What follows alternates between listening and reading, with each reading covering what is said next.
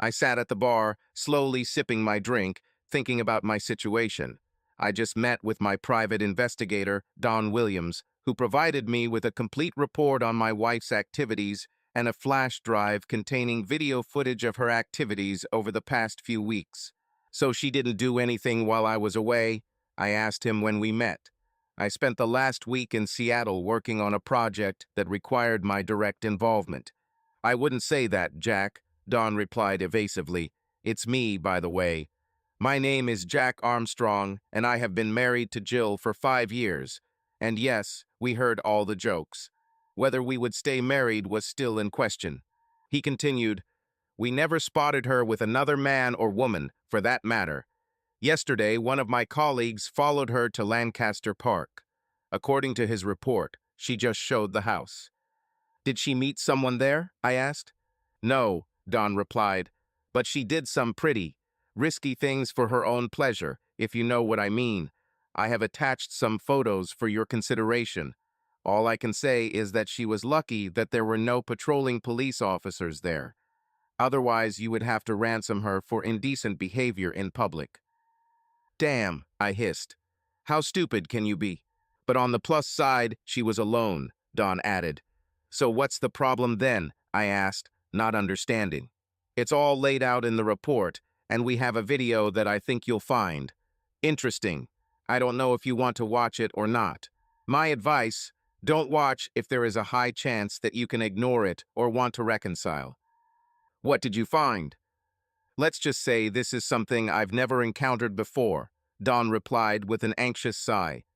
Please review the report, then contact me if you have any questions. I've been married to Jill for the past 5 years. We met shortly after I retired from the Air Force. My first wife, Jolene, died of cancer 3 years before I retired. Our son George went to study as a programmer at MIT. I worked in avionics for 20 years, working on some of the Air Force's most advanced aircraft. While serving, I went to college and finally received a bachelor's degree in engineering. When Jolene died and our son left for college, I decided I'd had enough of military life and retired. I was hired by a Silicon Valley company called Prindle Systems, which designs advanced electronics for the Department of Defense. Our work is strictly classified and, unfortunately, requires me to travel frequently. I met Jill shortly after I retired. In fact, she was the real estate agent who sold me the house we live in now. She was a few years younger than me and had just gone through a divorce, but everything worked out for us right away. Soon we fell in love and got married. Jill knew my job required a lot of travel, but it never bothered her. Even though I was away often, I always tried to give her a lot of attention and love when I was at home, and I contacted her at least twice a day when I was away. Everything seemed normal until about 6 months ago when Jill became moody at times, snapping at me for no apparent reason. Then she calmed down and apologized.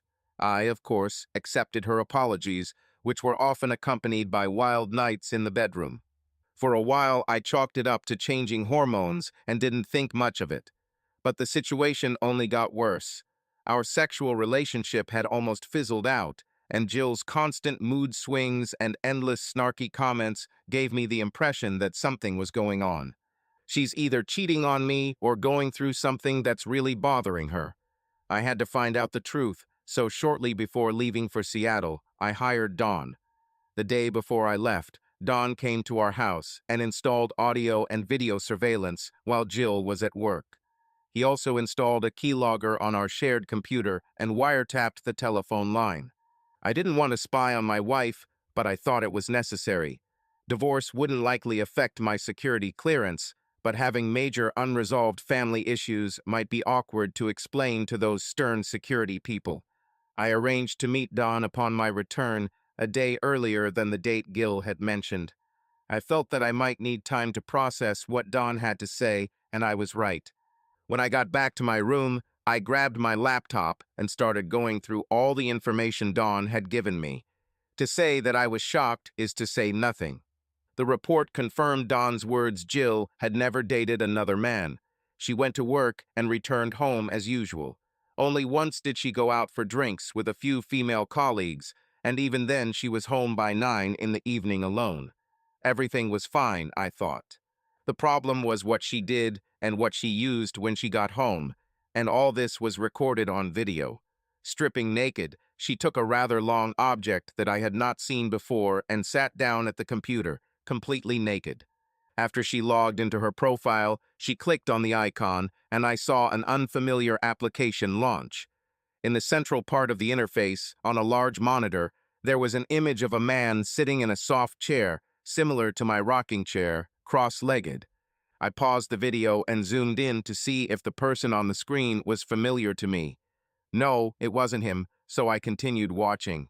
I was struck by the somewhat cartoonish, overly perfect nature of the image of this man on the screen. Either someone used a special application to process the image, or it was a completely computer-generated image. "Hi, Jill. I missed you," the man said on the monitor. "We must pay tribute to those who created this creature." Although it was obviously fake, the programmer did a great job animating the image. It was as good as any top video game, and the voice was cultured, like that of a billionaire with a long list of academic degrees, and commanding like that of a general whom no one would dare to disobey. "I missed you too," Jill replied with heavy breathing, making the man smile. "I was a very bad girl today." "Yes?" the man asked, raising one exaggeratedly expressive eyebrow. "What did you do?" She told what she was doing, and she giggled with a sly smile. "I know. I was watching you through your phone camera," the man said in an even voice. "I even saved the video on your computer." "Is it true?" Jill asked happily.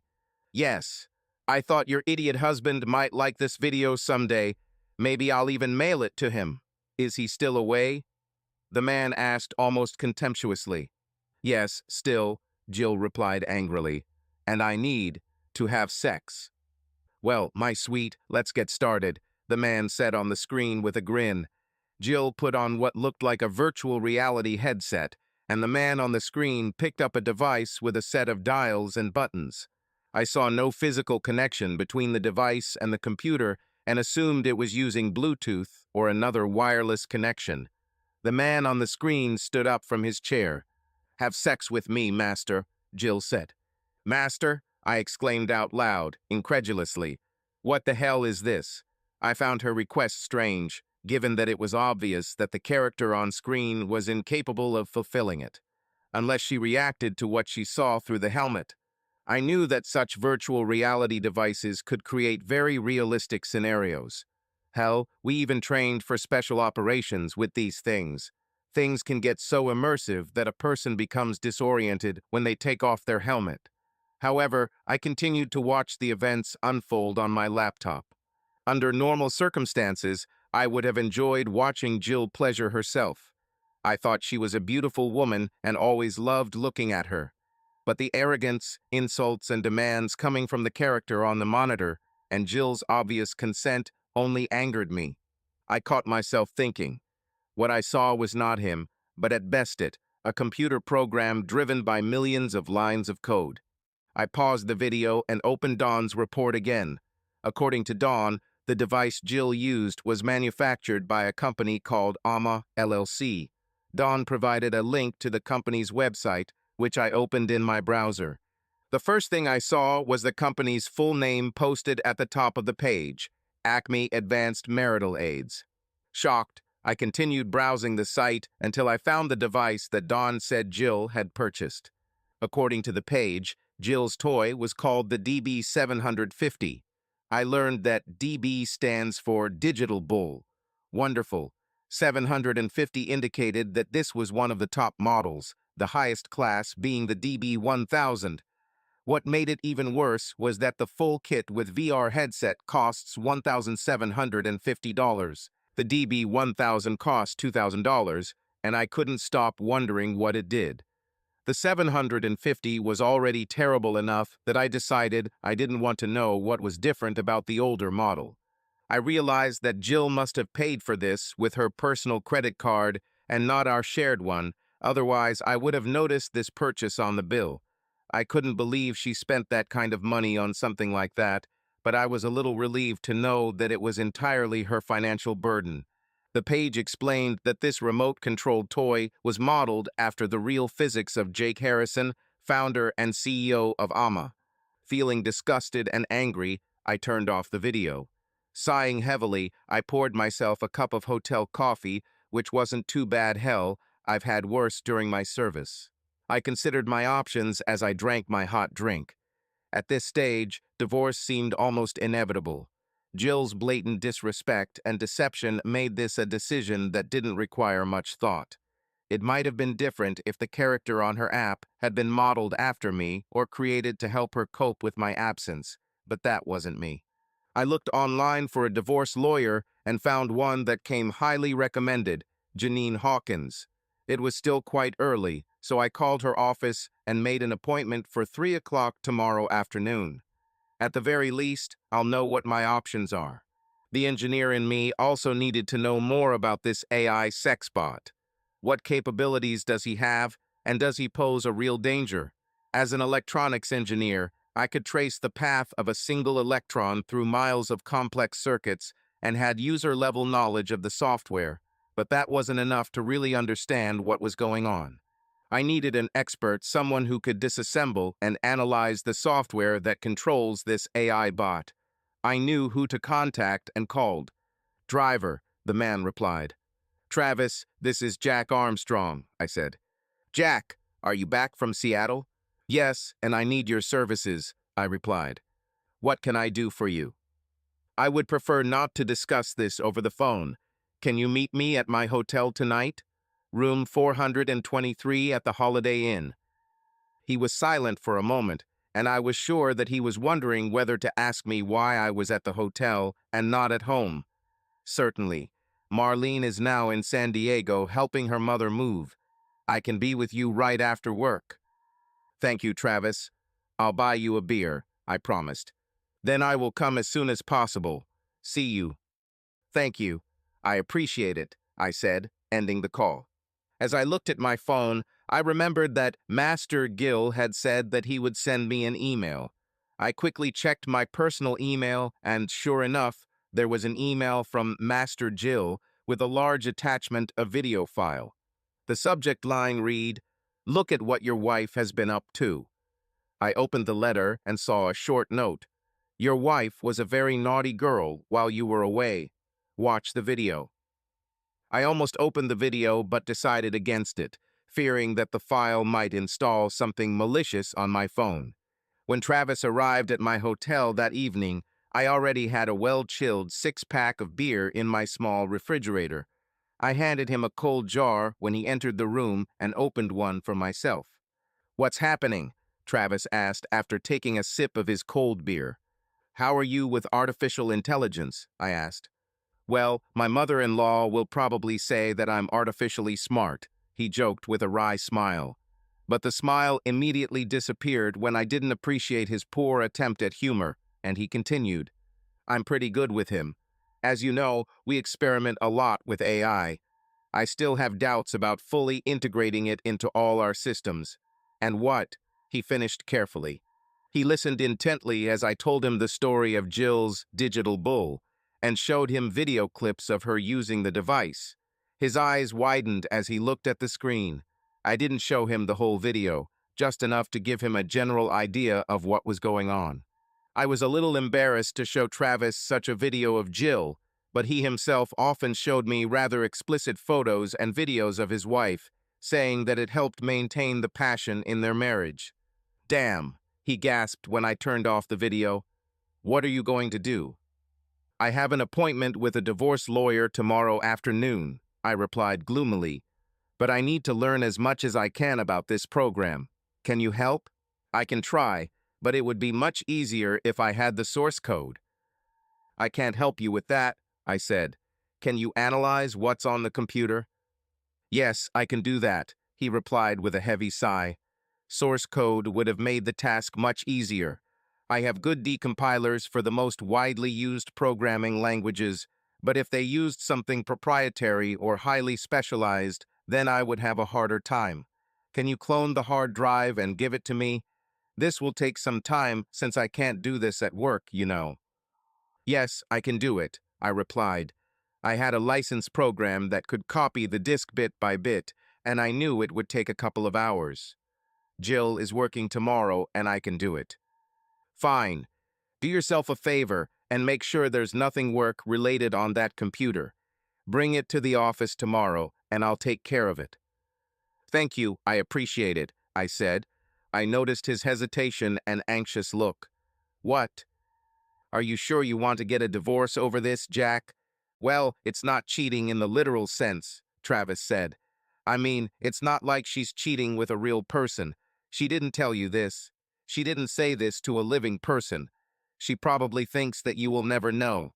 She said she hates it when you leave so often. Maybe it's her way of coping that just went too far. You saw the video. You heard what they said. Would you be able to live with a wife who would even think about that level of disrespect? I asked sharply. Travis slumped as he considered my question. No, I guess I couldn't, he admitted with a sigh and shook his head. Sorry, Jack. I understand, I said, interrupting him.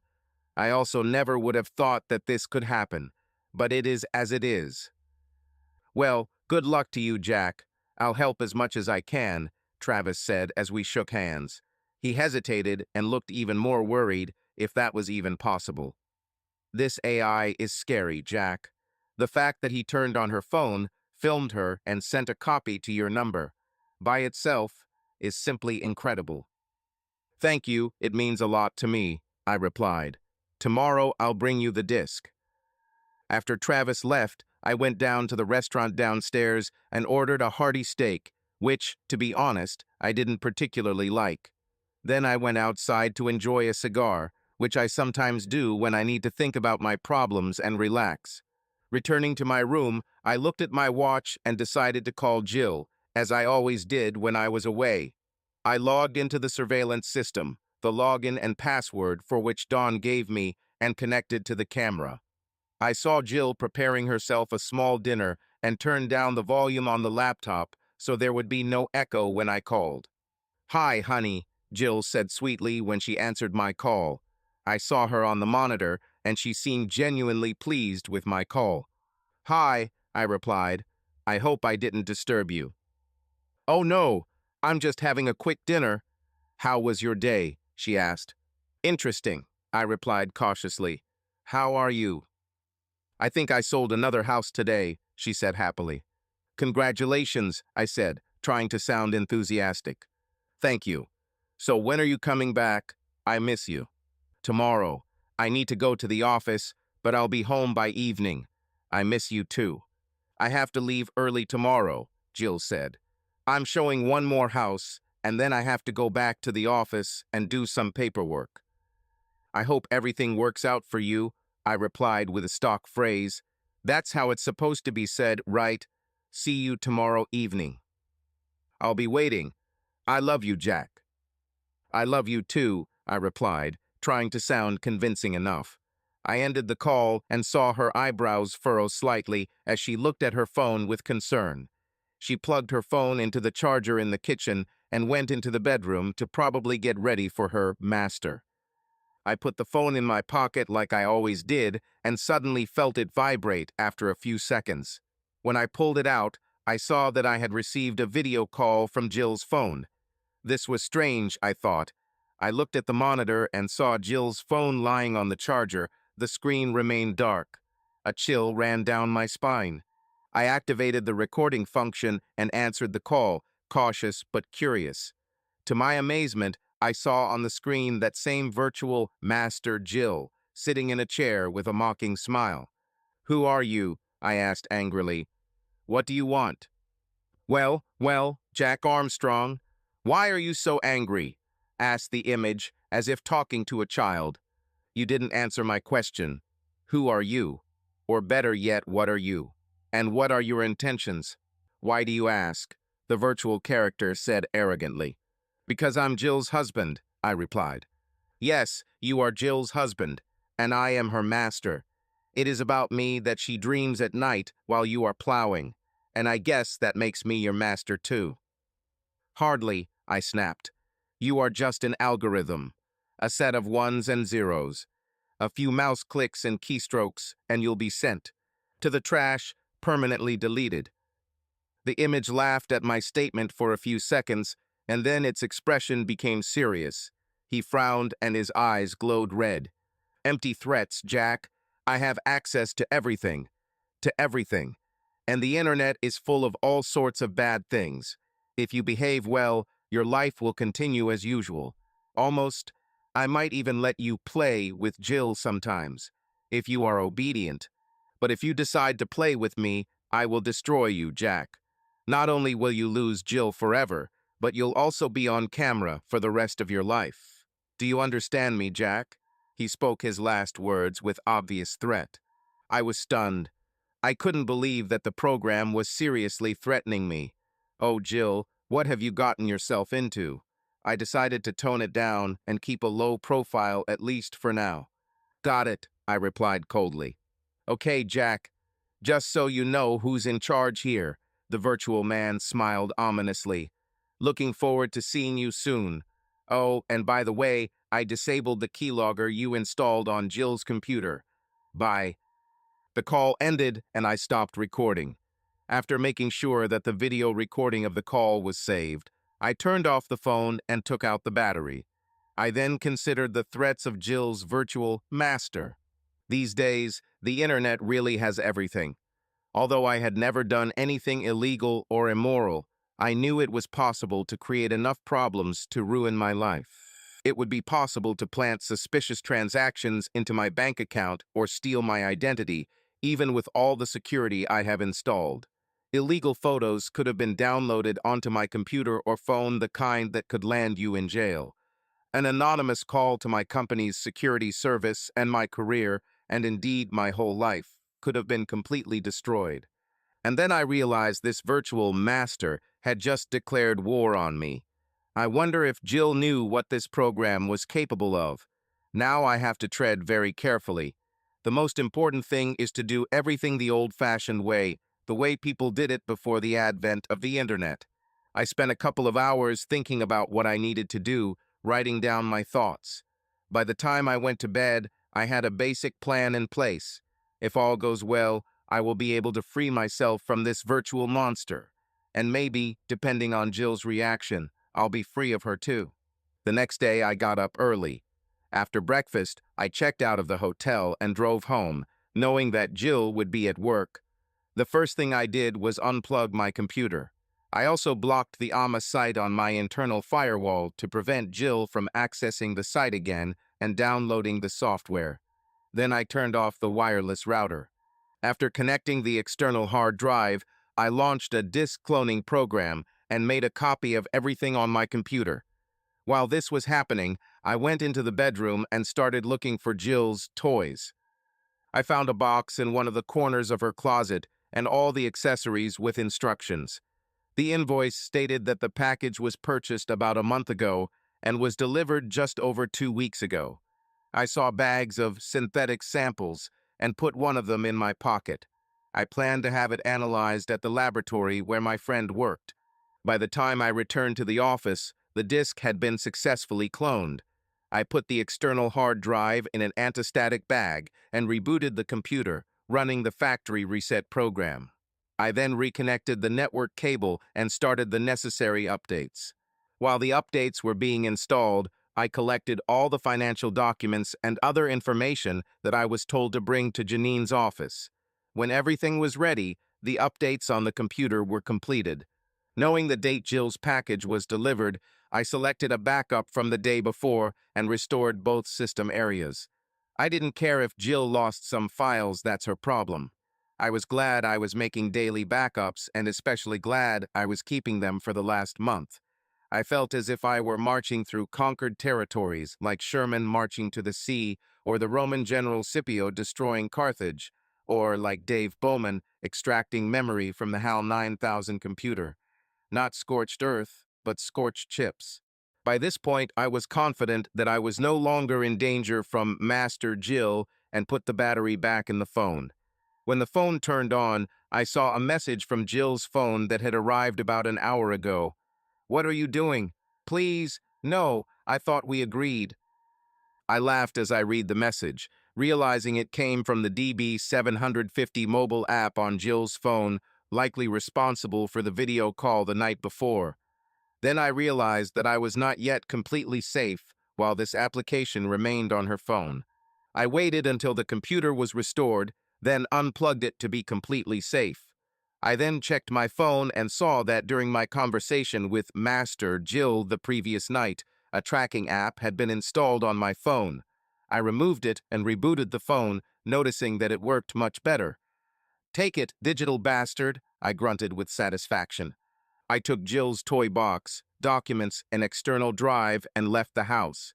My first stop was the office. After I checked in with my boss, I headed over to Travis. "I have a CD for you. I think you should keep him away from your network," I warned. "No problem," Travis assured me. "I have a diagnostic computer that is not connected to my home network. I'll see what I find." "Thank you," I said, shaking his hand before leaving. My next stop was Arlington Labs, where my friend Tom Baker worked. We served together in the Air Force and even went through the same hardships overseas. Tom retired from the Air Force and opened a lab with one of his friends. Tom greeted me when I walked in the door. "Jack, how are you?" he asked joyfully as we shook hands.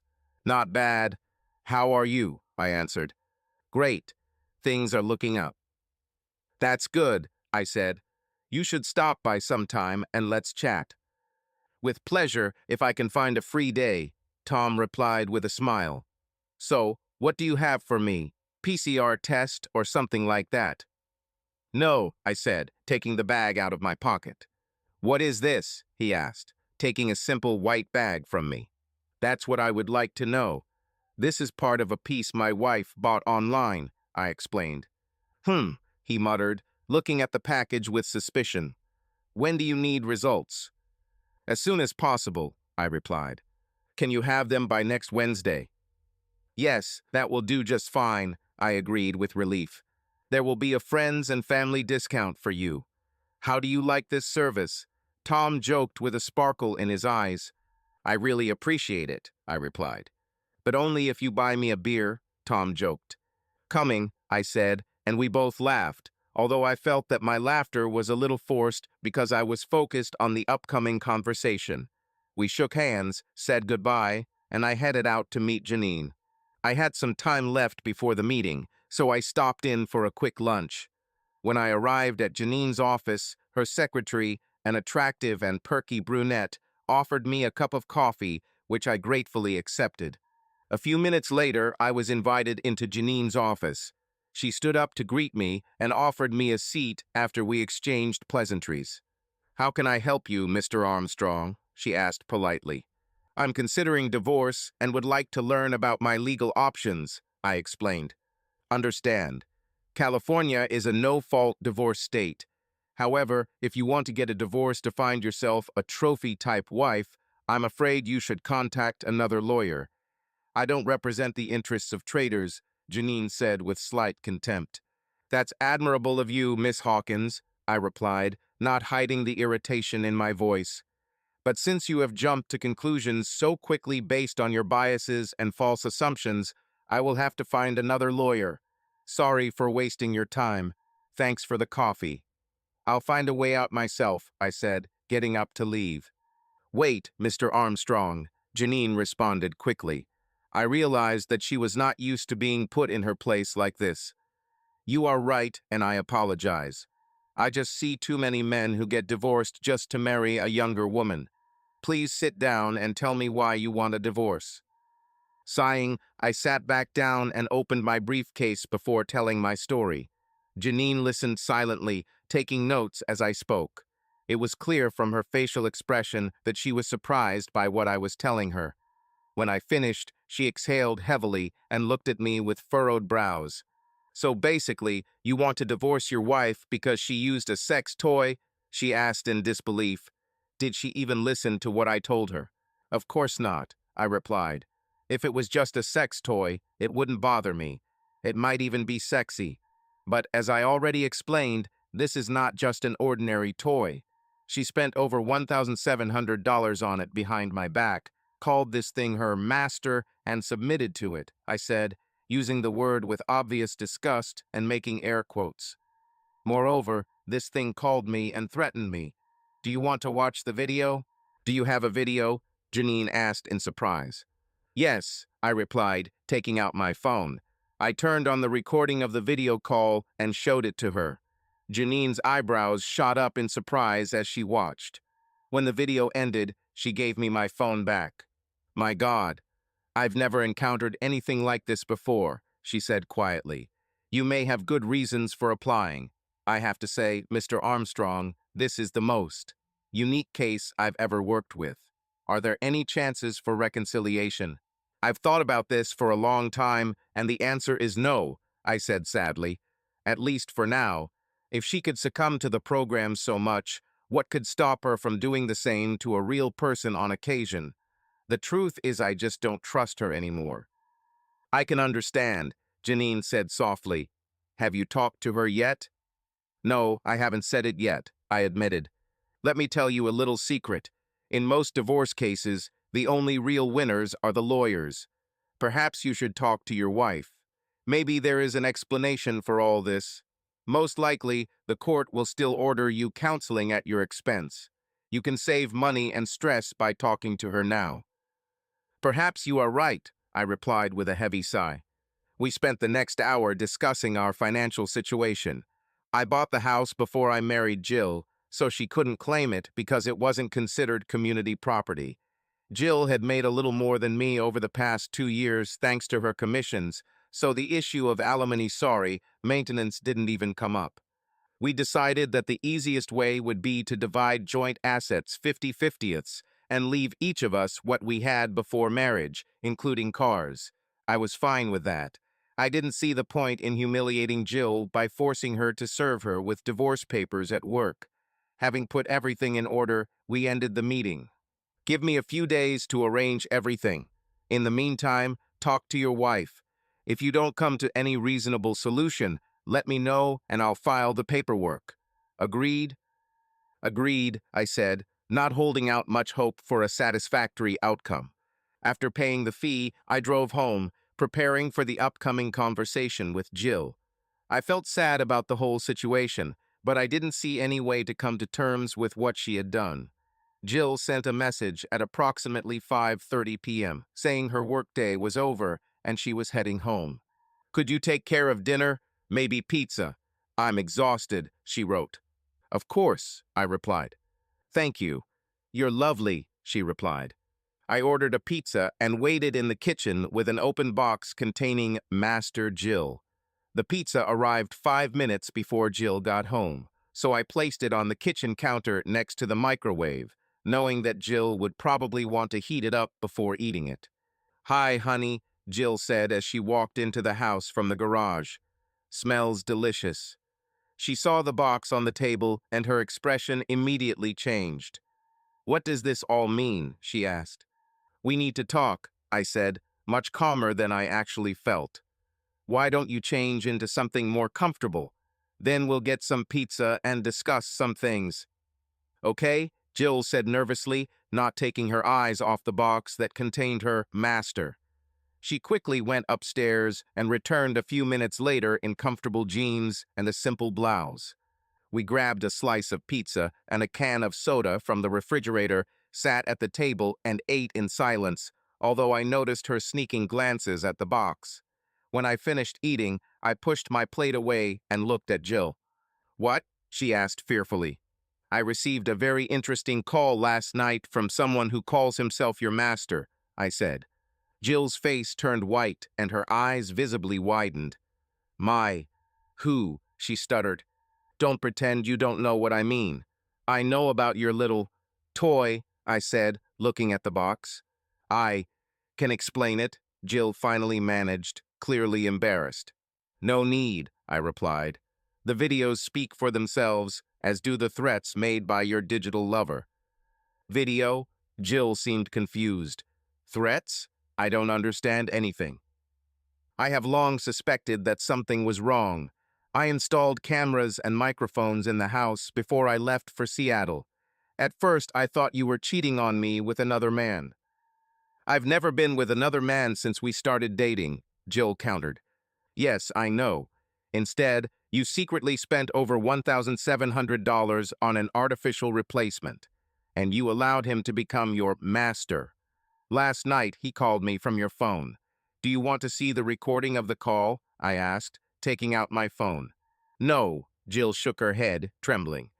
We'll have to, I said. You need to see this. I started the video. Jill's face turned even whiter when she saw her virtual master threatening me.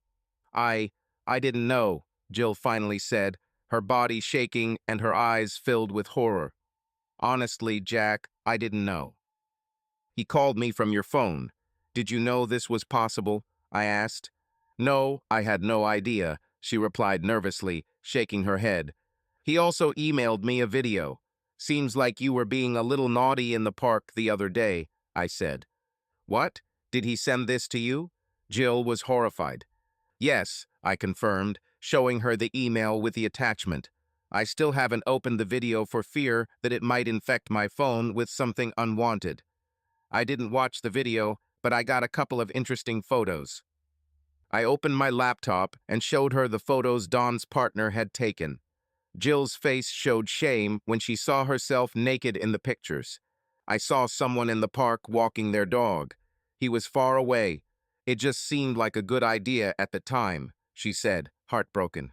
I have to admit, it's pretty sexy seeing you like this.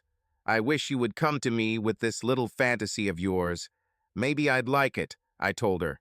Really? I had no idea, Jill muttered. This is what happens when you don't communicate. Maybe if I said something. What are you going to do? She asked anxiously. I already did that, I replied. I formatted the computer and reset it to factory settings.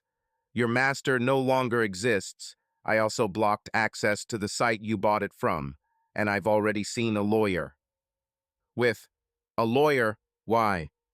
They usually turn to him when they want a divorce, I said in a dull voice. Divorce? I don't want a divorce. I love you. Please no. Jill practically screamed as tears streamed down her face. I don't want a divorce either, Jill, I said, and one tear rolled down my cheek. But I don't see any other way. You betrayed my trust. You deceived me, hid a lot from me. And then you submitted to this, I said, pointing to the box. But I was lonely, Jill countered. I missed you so much. I was lonely too, and I missed you. But I didn't buy myself a portable sex toy to satisfy my needs while I was traveling. Besides, you knew that I traveled for work when we got married, I replied. And you never said anything. If you had, maybe we could have done something. We can still make things right. Please, Jack, I'm begging you. I need you so much. I love you more than anything in this world, Jill sobbed. I'm so sorry. I never meant to hurt you. I was just lonely. Some girls at work asked me to go with them and meet some guy, but I said I could never change you. But you cheated, Jill. Maybe not with a real person, but it's pretty close.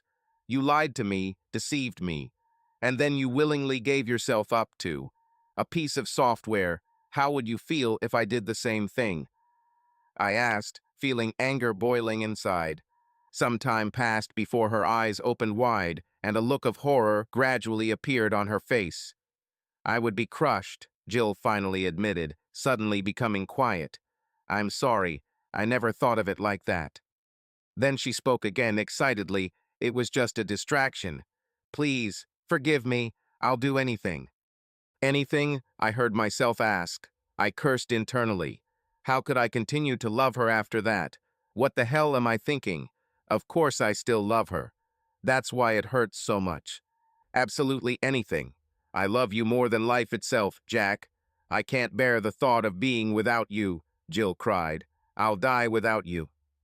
Even if I have to strip naked and have sex in the park while I film it, I asked with a slight grin. You'd like that, wouldn't you? Jill asked curiously, hoping to appear again on her face. Yeah, that actually sounds fun, I said, and it would fulfill some of my fantasies. Do you have fantasies? Jill asked with some shock. Yes, a little. They're all about you, I said. My conscience pricked me a little, but I ignored it. Almost all of my fantasies were related to Jill. Wow, I never knew about this, my wife said quietly. That's because we never talked about it.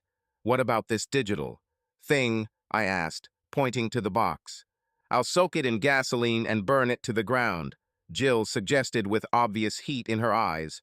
But it was no longer the same passion that the robot aroused. It was real human passion. That would be a very expensive fire, I remarked calmly. It's nothing compared to losing you, Jill replied heatedly. I saw remorse in her tear-stained eyes and knew that she spoke sincerely.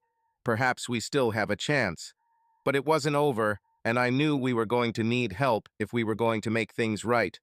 Hell, a lot of people are going to have to change, and I'm going to have to change some too, I admitted to myself reluctantly.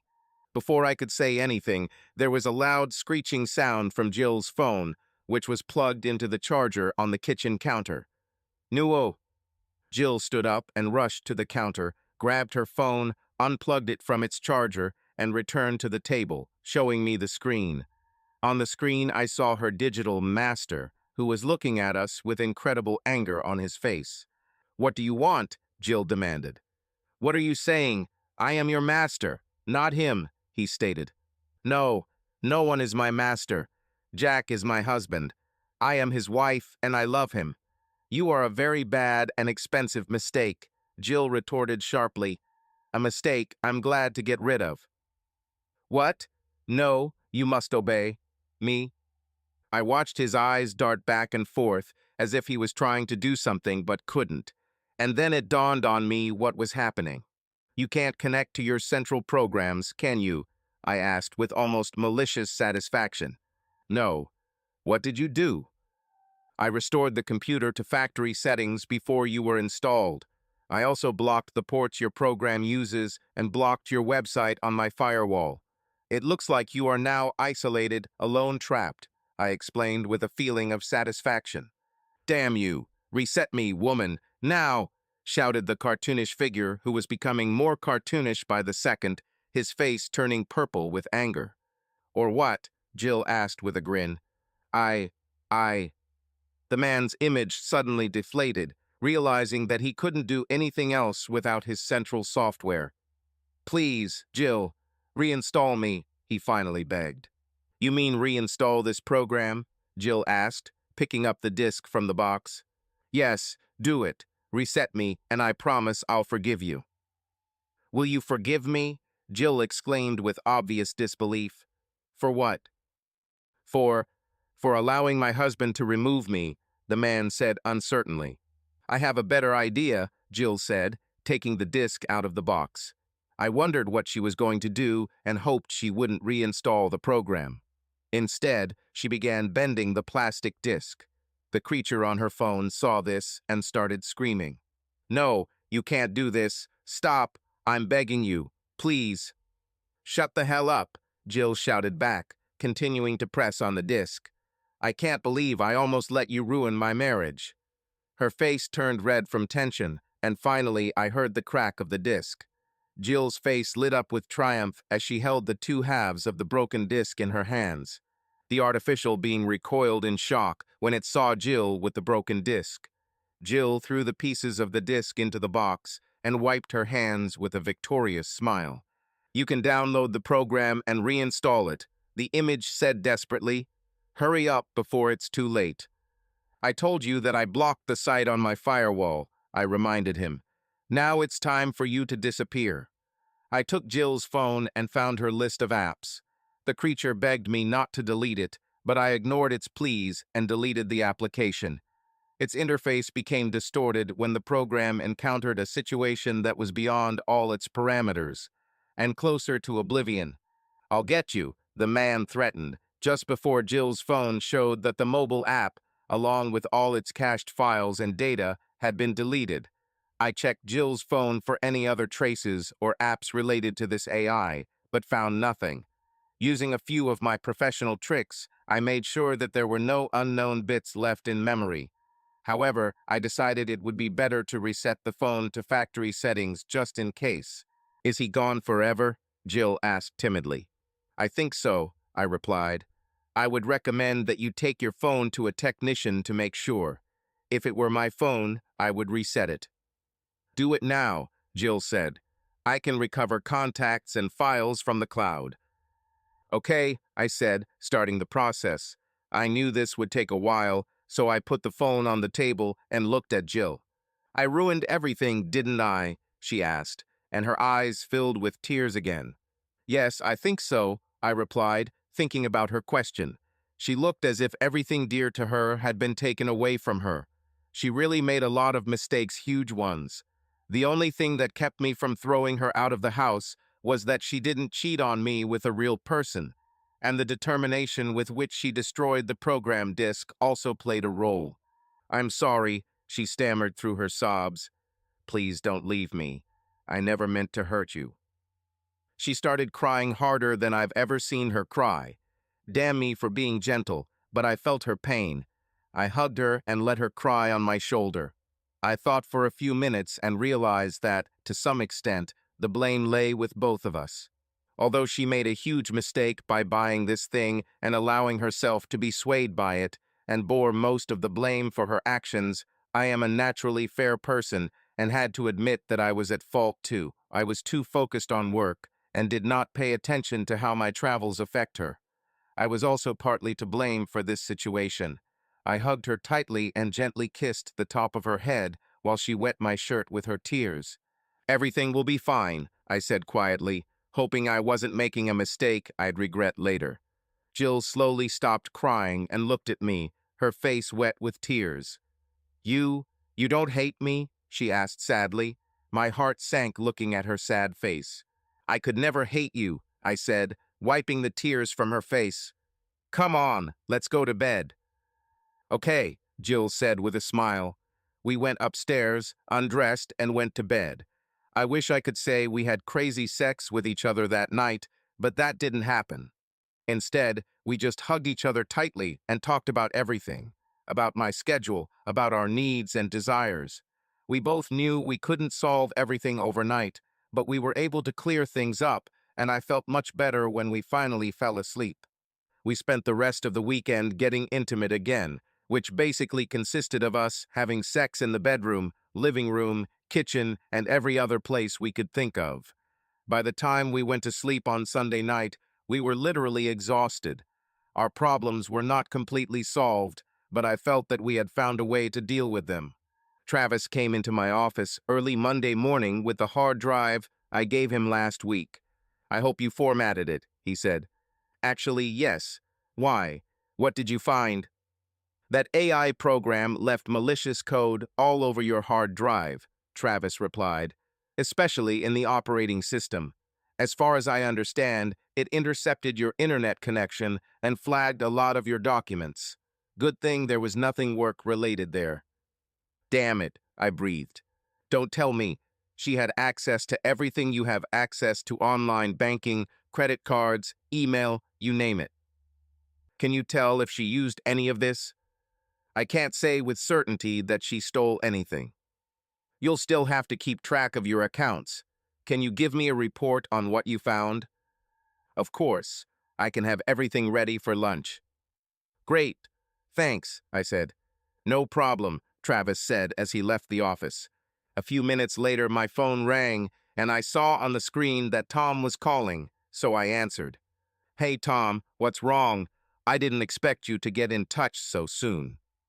I was working over the weekend to catch up and wanted to get in touch with you, he said. I analyzed the things you brought me. You won't believe what I found. So what? I asked. The strangest thing I've ever seen. It was a mixture of tapioca, an illegal substance, and, let's just say it's definitely not FDA approved. What? I asked in shock. You are sure? Absolutely. I ran the test twice to make sure I wasn't crazy and got the results wrong. Is it possible to extract DNA from this mixture? I continued. Maybe, but I can't guarantee the results. Obviously, it was chemically treated, which will make it difficult to extract intact DNA strands. Why ask? If this is a human sample, it must be from a human source, and I would like to personally express my displeasure quite intensely. Tell me, Jack, where did you get this thing from? Asked Tom. Something my wife bought on the internet. Well, I hope you can get your money back. Are you sure you didn't use that substance? No, I didn't use it, I told him. Great. Don't even think about it, Tom warned. Don't worry, I won't. Can you provide me with a copy of the report? Of course. And remember, you owe me a beer, Tom joked. After this, I owe you a whole box, I replied with a smile. We ended the conversation and I sat back, relieved that I had destroyed Master Jill. Now I understood better how Jill could have fallen under the influence of this digital bull. She unintentionally exposed herself to substances. Of course, the chemicals did not force her to buy this device, but we have already discussed this issue. After some serious consideration, I called Janine. She was glad to hear that Jill and I had reconciled, and that I was no longer thinking about divorce, but she was horrified when I told her what Travis and Tom had said. Oh God, she gasped. It's terrible. But honestly, I'm not surprised. I did some research on Acme and found something interesting. What exactly? I asked. Acme is about to face a huge class action lawsuit. I'll send you the info if you'd like to join. It seems their Digital Bull series has caused a lot of problems: divorces, identity theft, deep fakes, and even at least one death. I spoke to one of the senior lawyers handling the case. We went to college together. Anyway, he offered to give you the information he has, and he'd like to hear your story, and if possible, your wife's. Everything you have. Please send, I said. I'd like to look into it and talk to that lawyer. I will send everything, but keep in mind that these types of lawsuits can drag on for years, and there is no guarantee that you will receive compensation. I understand, I replied, but I'd like to help shut down this Acme if I can. Money isn't important. It almost cost me my marriage. I don't blame you, Janine said. Anyway, I'm glad you decided to try to make things right with your wife. If I can help in any way, please reach out. Thank you, Janine. I really appreciate everything you've done for us, I said, ending the conversation. I exhaled deeply as I put my phone down, feeling relieved. I was glad that I avoided divorce, but I shuddered to think about what the other people in the class action might have gone through. Regular malware could steal your accounts or encrypt family photos, but a full-fledged AI infecting and poisoning your entire internet space was truly diabolical. Sabotage your most intimate relationships, and death. I took a sip of coffee, then sat back and rubbed my face. Jill and I avoided something much more serious than just a software problem, and I became even more determined to see Acme fall. A handsome man with a beard sat in his dark office, 500 miles away, looking at large monitors mounted on the wall. He saw one green light on the map showing active devices suddenly turn red. His thoughts were interrupted by a beep on his computer. Control, this is monitor 6, a young man with glasses said as a video appeared on the screen. Speak 6. Another 750 have gone offline, the monitor reported. Yes, 6, I saw it, Control confirmed. Did you try to restore remotely? Yes, but I couldn't connect. What about a mobile app? It's off too, the monitor replied, and I don't have access to the device. Are there any power or service outages in the area? Asked Control. No outages have been reported, the monitor said.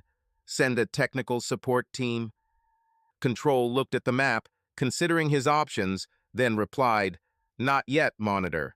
Tag this device and monitor it. Do we have a complete user profile? Not yet, Control, the monitor confirmed. Damn, Control muttered through clenched teeth.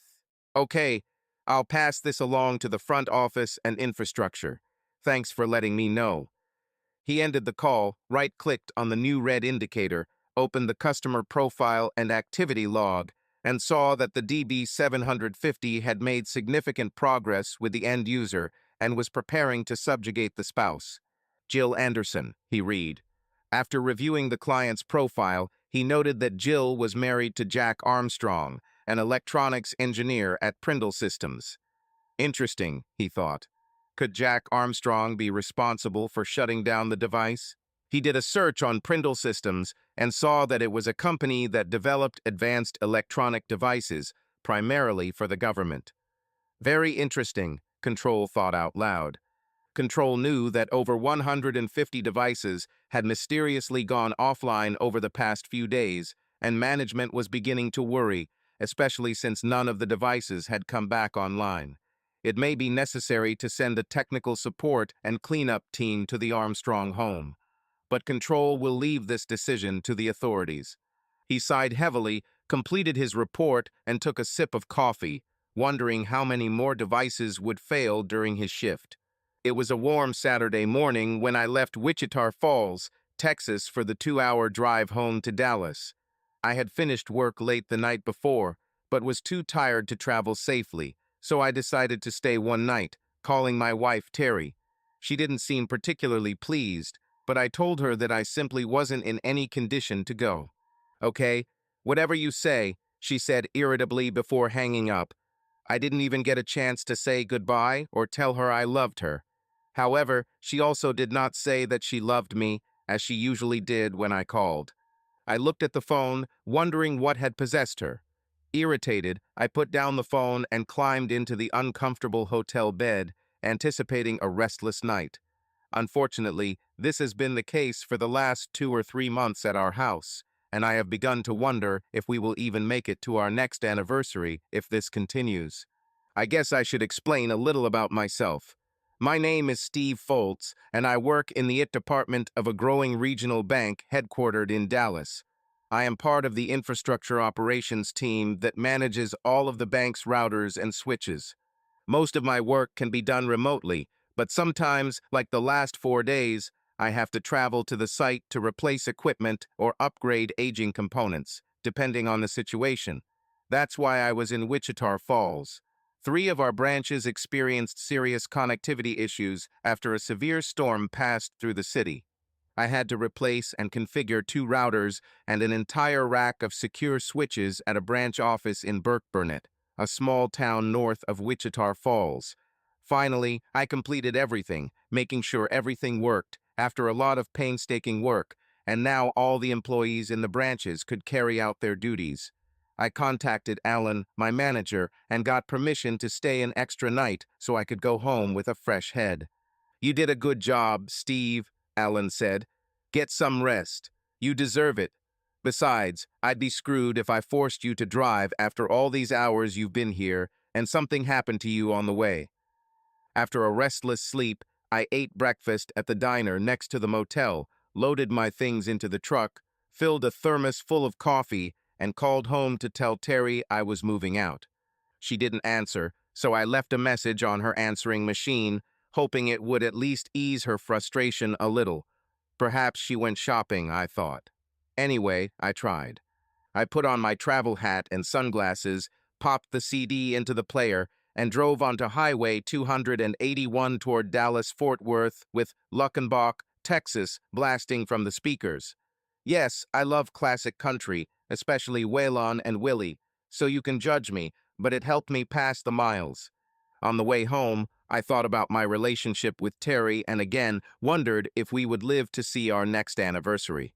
I was born and raised in Dallas and met Terry the same summer before I entered 8th grade when her family moved into a house a few doors down from us.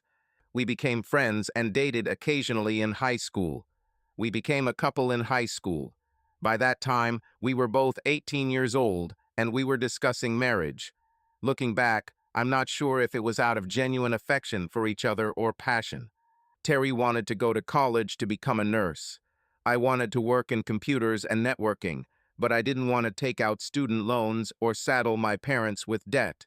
So I decided to follow in my father's footsteps and join the Marines, where I became a network administrator. We agreed to postpone the wedding until Terry graduated from college and I completed my service. With the money I saved from my part-time job, I bought Terry an engagement ring and put it on her finger when I proposed. We stayed in touch for the next 4 years and saw each other whenever we had the opportunity, which was no more than once or twice a year.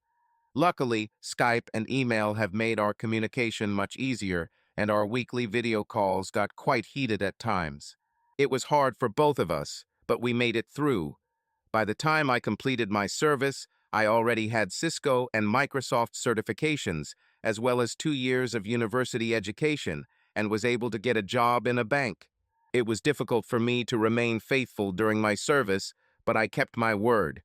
Terry assured me that she, too, remained faithful, although she admitted that Bob, or battery boyfriend, helped her in this. I took her word for it, and she trusted me. Terry took a job at the University of Texas Southwestern Medical Center in Dallas, and by combining our incomes, we were able to buy a nice house in Arlington, one of the suburbs between Dallas and Fort Worth. My parents helped with the down payment, joking that it was cheaper than paying for my education. I offered to return the money, but my father didn't want to hear it. "This is money that I have already set aside for you, son. Consider it a wedding gift," the father insisted. The next 5 years were great for us. Although Terry often had to work late or night shifts, we always found time to keep the fire going as a family. Eventually, she was able to get a more stable schedule so that we could spend most evenings together, and we began discussing the possibility of having children. This continued until about 6 or 7 months ago when things started to change. Terry began spending time with Lisa Harker, one of the nurses she worked with. I met Lisa once and immediately disliked her. It wasn't anything specific that bothered me, it was just her attitude that turned me off. Terry said that Lisa went through a difficult divorce from her cheating husband. As a result, Lisa began to be distrustful of all men, claiming that they were either cheaters or would definitely cheat. Even those who did not cheat, in her opinion, were also bad, and they needed to be kept under strict control. I understood that Lisa's divorce could cause her trust issues, but I repeatedly told Terry that it was as unfair as a man hating all women after a bad divorce. Terry replied that this was completely different, which, as I now understand, should have been a wake-up call for me. I began to notice that Lisa's attitude was affecting Terry.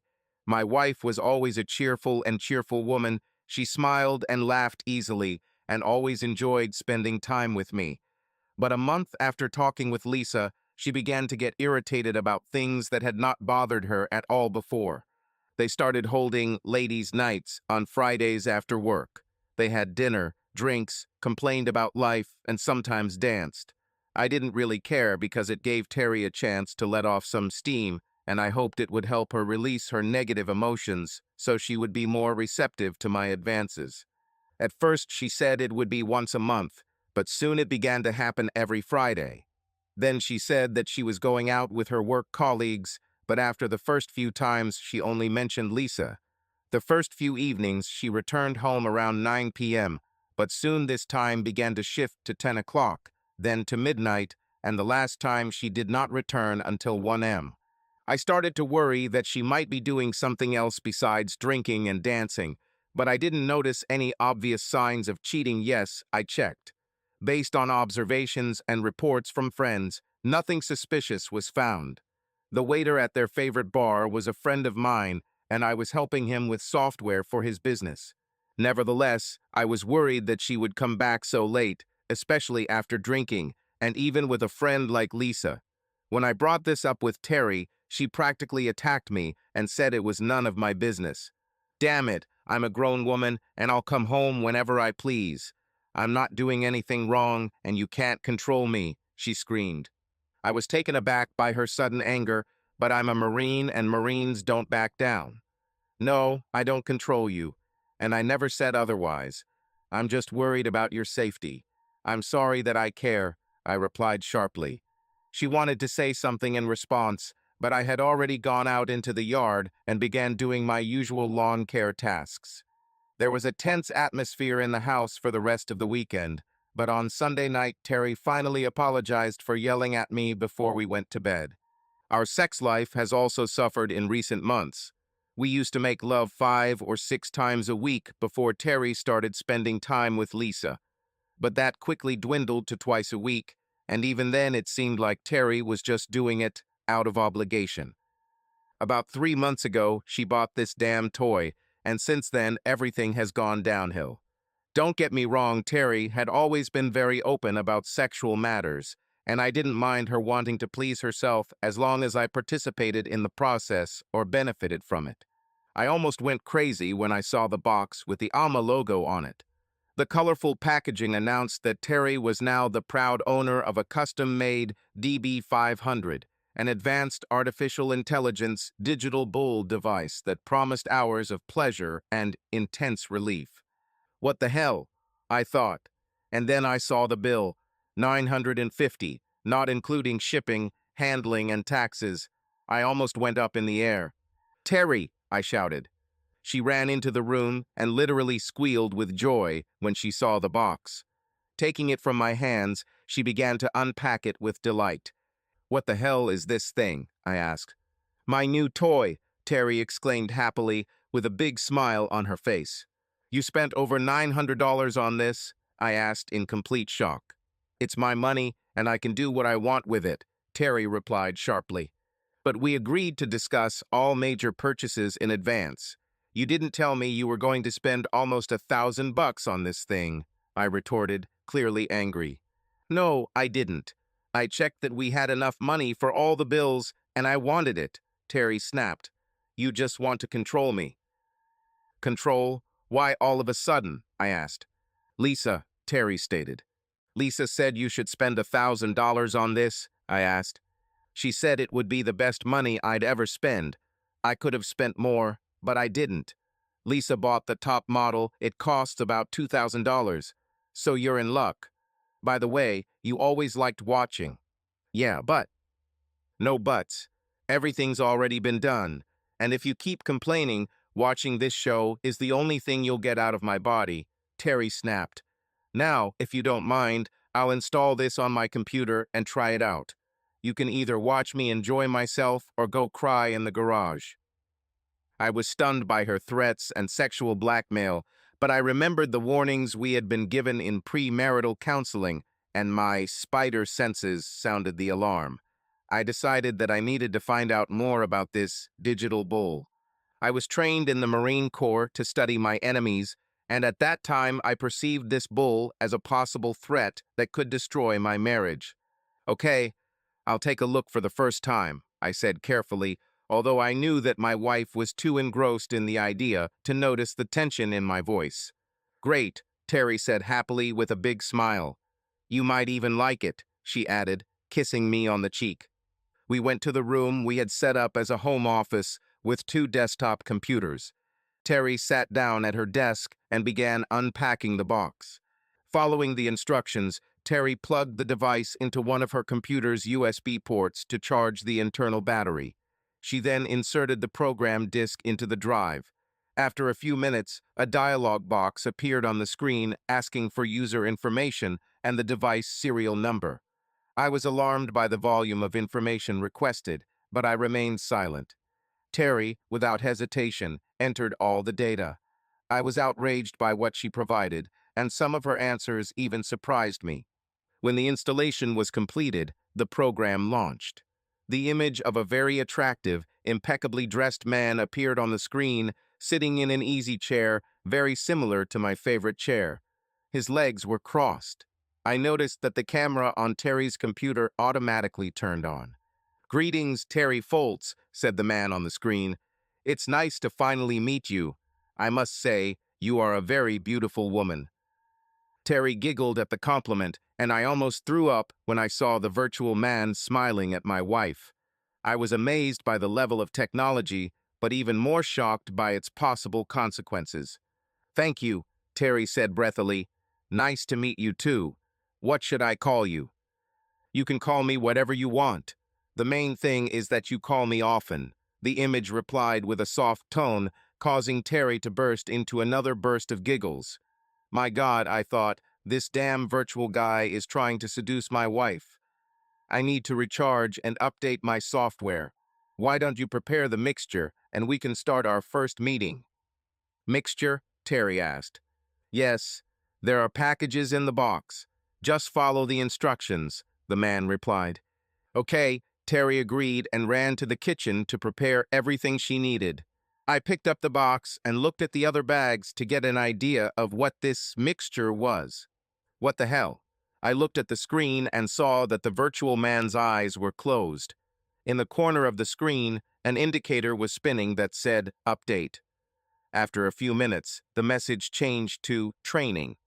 I noticed that Terry's computer's hard drive was beginning to activity, and I realized that the program was probably learning by collecting information about Terry. After a while, the hard drive activity light stopped blinking, and the man on the screen opened his eyes and looked straight at me with a mocking smile. If he were real, I would have knocked all his teeth out of him long ago.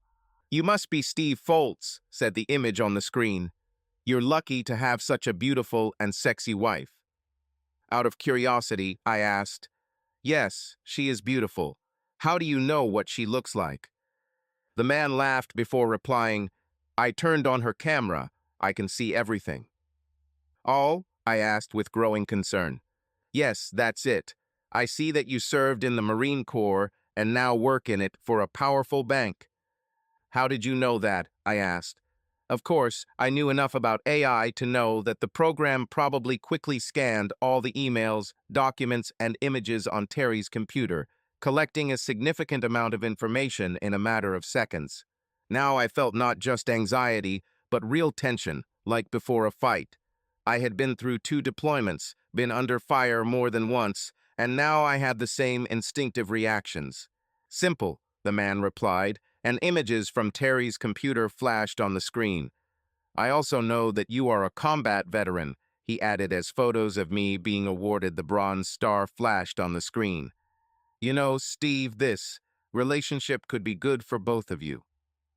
"Relationship?" I asked, feeling my internal warning signs glow brighter than at any time since I returned from the war. "Yes, Terry wants casual sex, and you like to watch her play. It could be beneficial for both of you." "Relationship?" I asked, feeling anxiety growing inside. "What do you mean?" "Did I miss something?" she asked, looking first at me and then at the image on the screen. "Your husband and I were just getting to know each other a little," the virtual man said. As I told him, "I think we can have a long and wonderful relationship." "Is it true?" Terry asked with a playful sparkle in her eyes, looking at me. "We'll see," I answered without emotion. The introduction to the man ended with her eyes becoming glassy before rolling back. I'm not a doctor, but I knew this was not normal. "What did you do to her?" I asked furiously at the image on the monitor. Part of my shocked mind was amazed that I was talking to this software as if it were a person. The man snorted mockingly before answering. "She's mine now, Steve," the man declared with contempt. "She belongs to me both body and soul, which means you are my cuckold." The mockery in his tone was too obvious. "Fuck you," I growled. My fingers hit the keys and I opened the task manager. Taking her mouse, I prepared to complete the program. "This damn thing will end right now. Get used to the program, Steve." "To my program," the image calmly said in a deep, cultured voice. "You don't want to mess with me." The hint of threat from the computer image only increased my rage. "You're just a damn program," I replied. "Keep reassuring yourself with that, Steve," the man warned with an absolutely evil laugh as I abruptly ended the program. After it closed, I turned my attention to Terry. She was still shaking and her eyes remained glassy. Concerned, I carefully picked her up and carried her to our bedroom, where I carefully laid her down on the bed. I took a washcloth from the bathroom, wet it with warm water, and used it to clean the sweat from her face. Terry slowly began to come back to reality after a few minutes. Her eyes remained clouded, but not as much as before. "How do you feel?" I asked, worried. "Still shaking. But it was just awesome," Terry answered in a weak, trembling voice. "Glad you liked it," I replied dryly. "Didn't you like it?" Terry asked absently. "Not really," I replied. "Why not?" "You always like to look at me," the wife asked in surprise, although her eyes were not yet clear. "It's hard to enjoy it when some third person starts saying nasty things to me," I told her. "You're lucky it was a program and not a real person. Otherwise, someone would have been picking their teeth with a broken arm by now." Terry wisely lowered her head after that comment. After a few moments, she looked at me again. "Sorry, I didn't know it would be like this," she said quietly. "Apology accepted," I replied with the utmost sincerity. "But I don't want to go through this anymore." "Understand, I'll only use it when you're not around," Terry promised. "I would prefer it if you didn't use it at all," I said as calmly as possible. "But it's just a toy. Jesus, Steve, you've seen me use toys before. Hell, we even used some of these remote control devices together. You always liked it. This is no different." "I don't agree with you. This thing is on a whole other level. Did you hear what this bot told me? He threatened me. Called me a cuckold," I explained. "Sorry, I didn't hear that.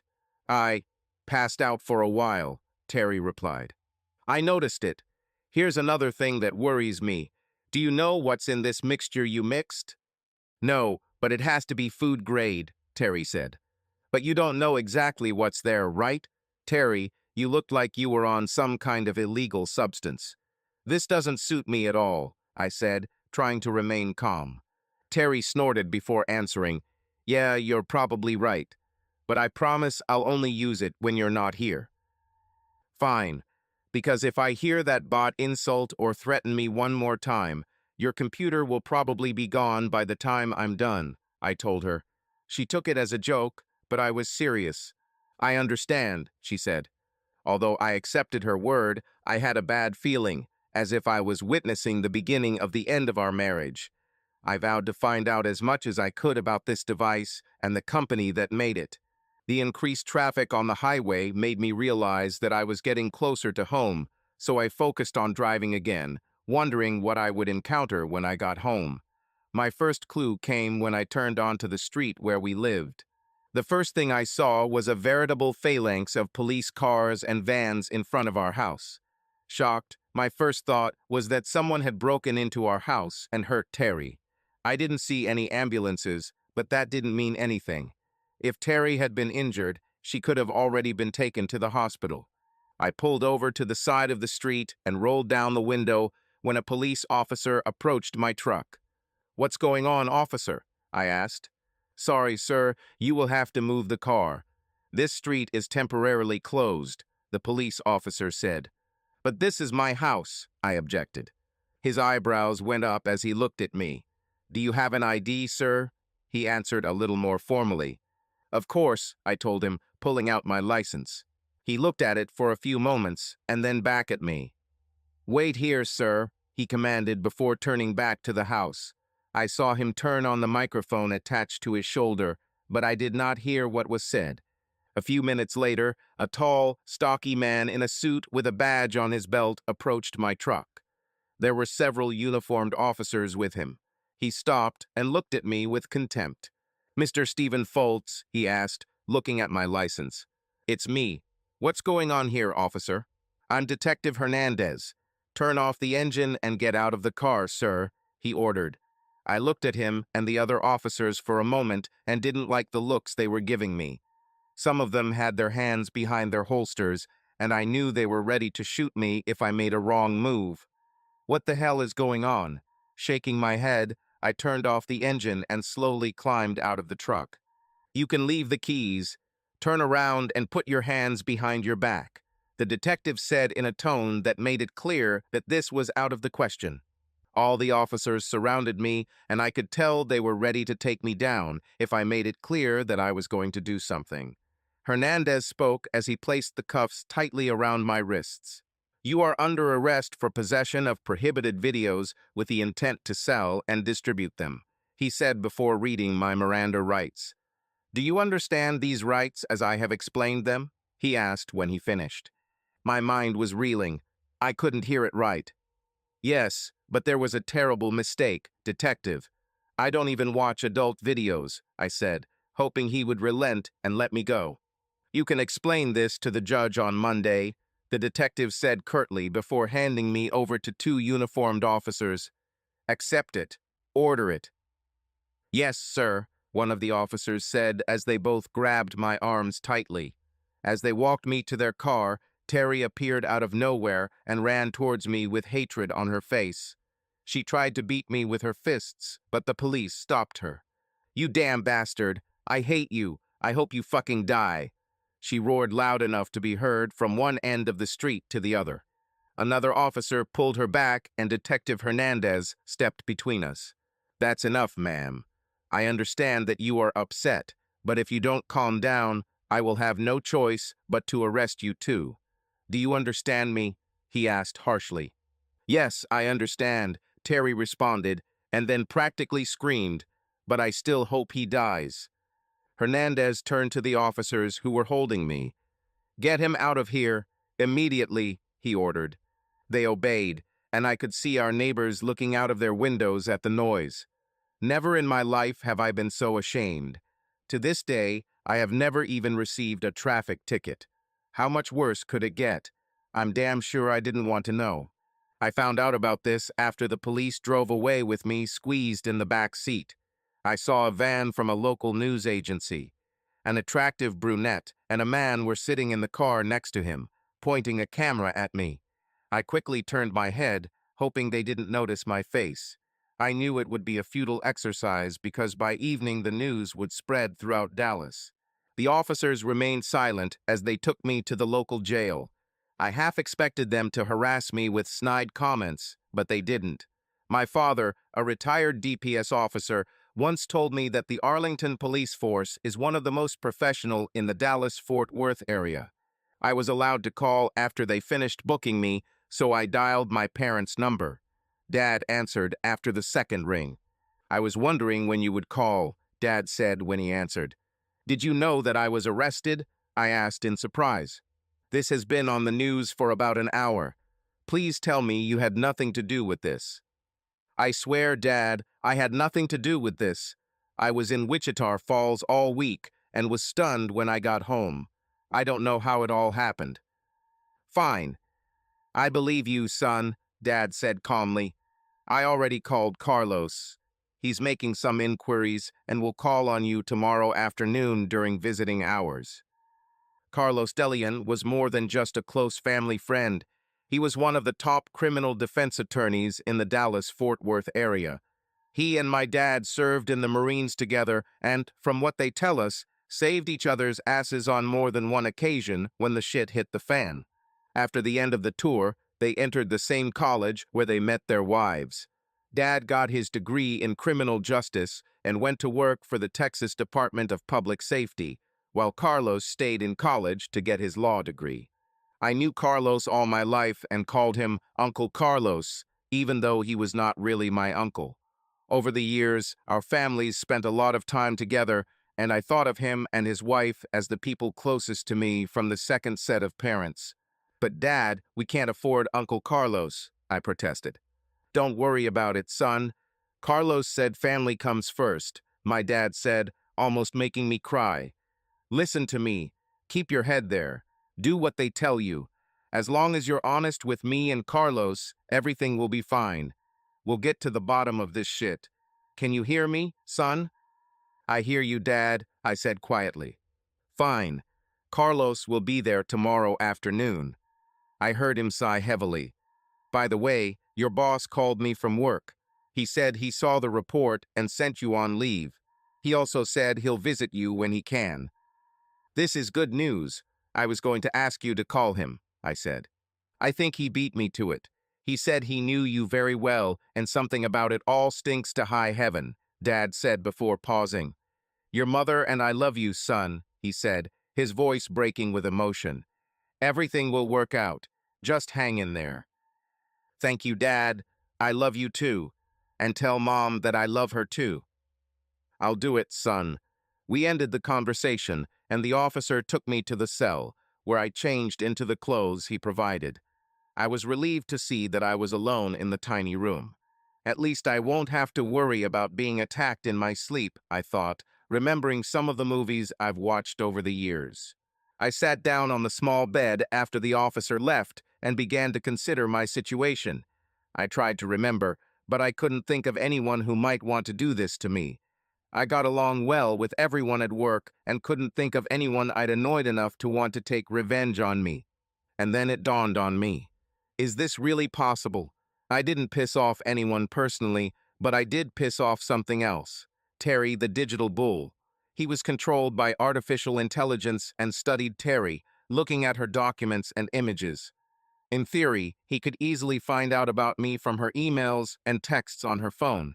The research I conducted on Acme Advanced Marital Aids AMA showed that the company is engaged in cutting-edge research in AI, including experiments with so-called organoids, artificially grown organs from stem cells.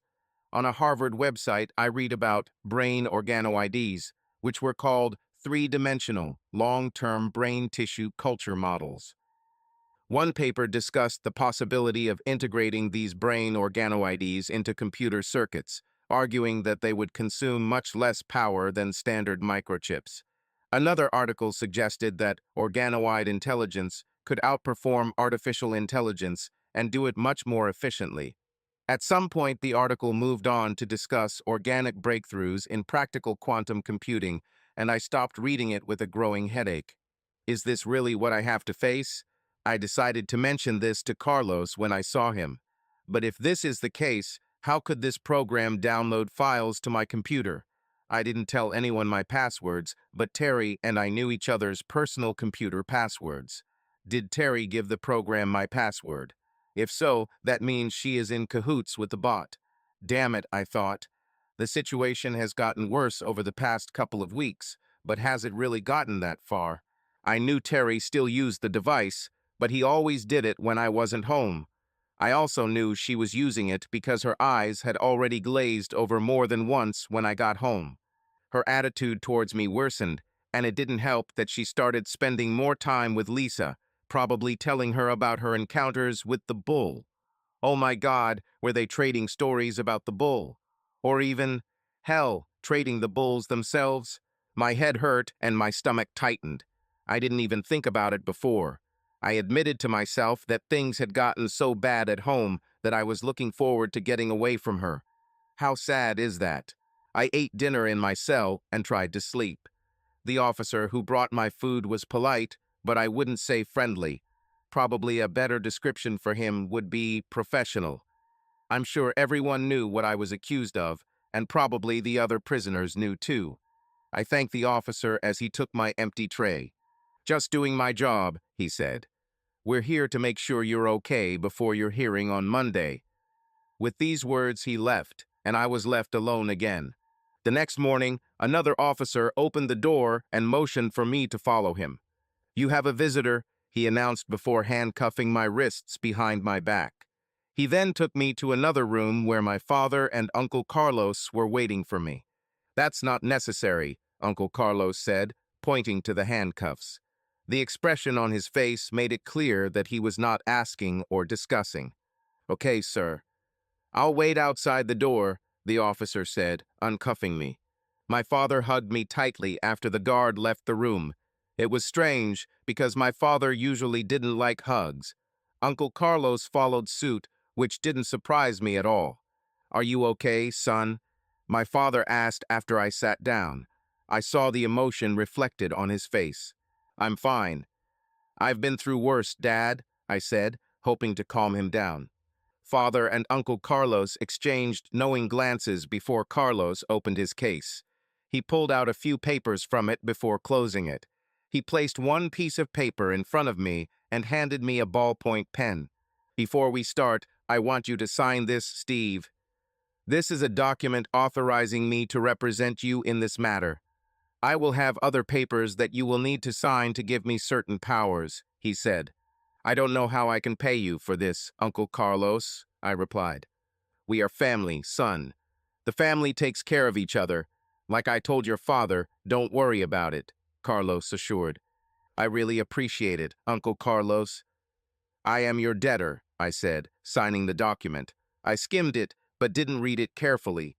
If I couldn't trust my father and Uncle Carlos, then I probably could have jumped off the bridge straight away. So, where do we start? What should I do? "First, look me in the eyes and promise me that you had nothing to do with this," Carlos said. I knew that this was how he treated his children when they were little. He had an amazing ability to see when someone was lying or trying to tell a tall tale. I did as he said. I swear to you before God, I have nothing to do with this, I answered through clenched teeth. He studied my face for a few moments before smiling widely. I knew it, Carlos said, patting my hand. Let's start from the very beginning. I spoke with Detective Hernandez, and from what he showed me, the situation doesn't look good. Your personal computer is full of all kinds of images and videos. That's what I can't understand. How is this possible? I don't even visit regular adult sites, let alone. That's what we're trying to find out.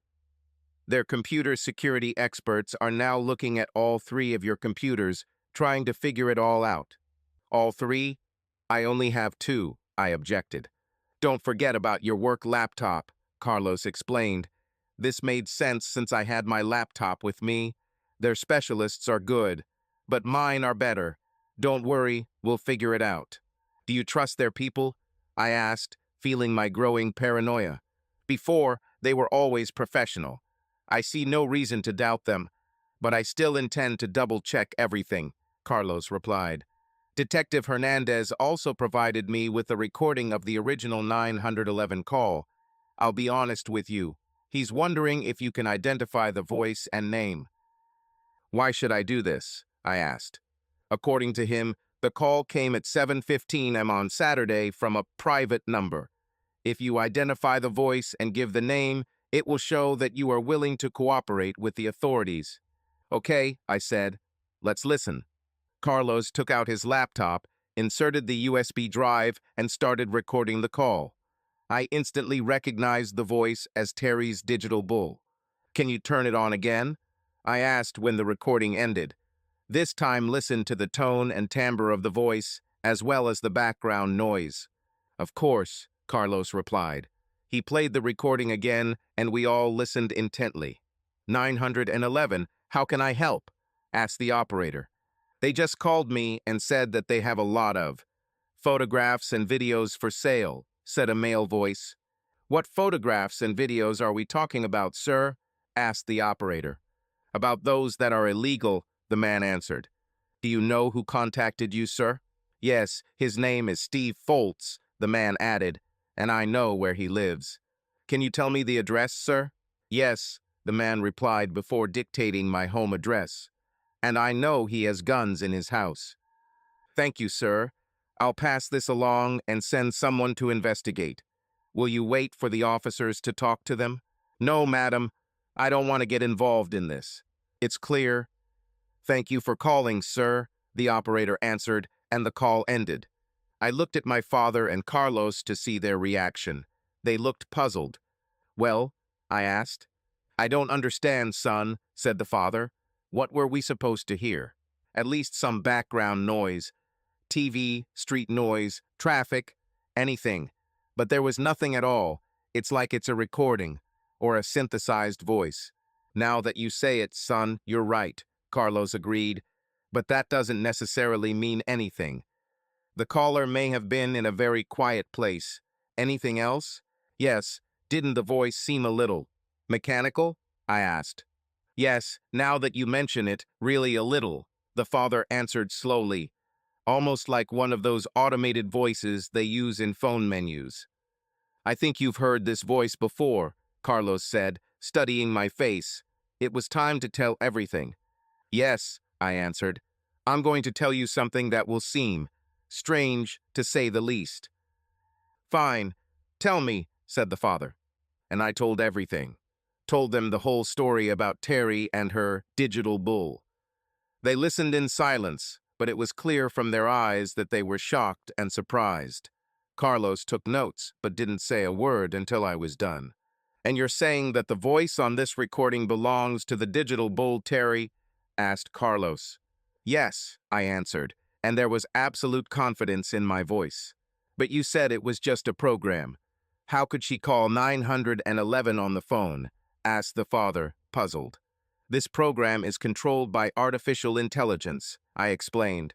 The software includes an application that can be installed on your mobile phone. If I had to guess, I would guess that Terry bought a cheap phone and installed this app on it. So this digital creature called 911 on its own. Is this even possible? The father asked in bewilderment. Oh yeah, I said, remembering my research into the company that made the product. Please, stop, the father begged after a few minutes. I'm already dizzy from all this. How did all these images and videos get onto your computer?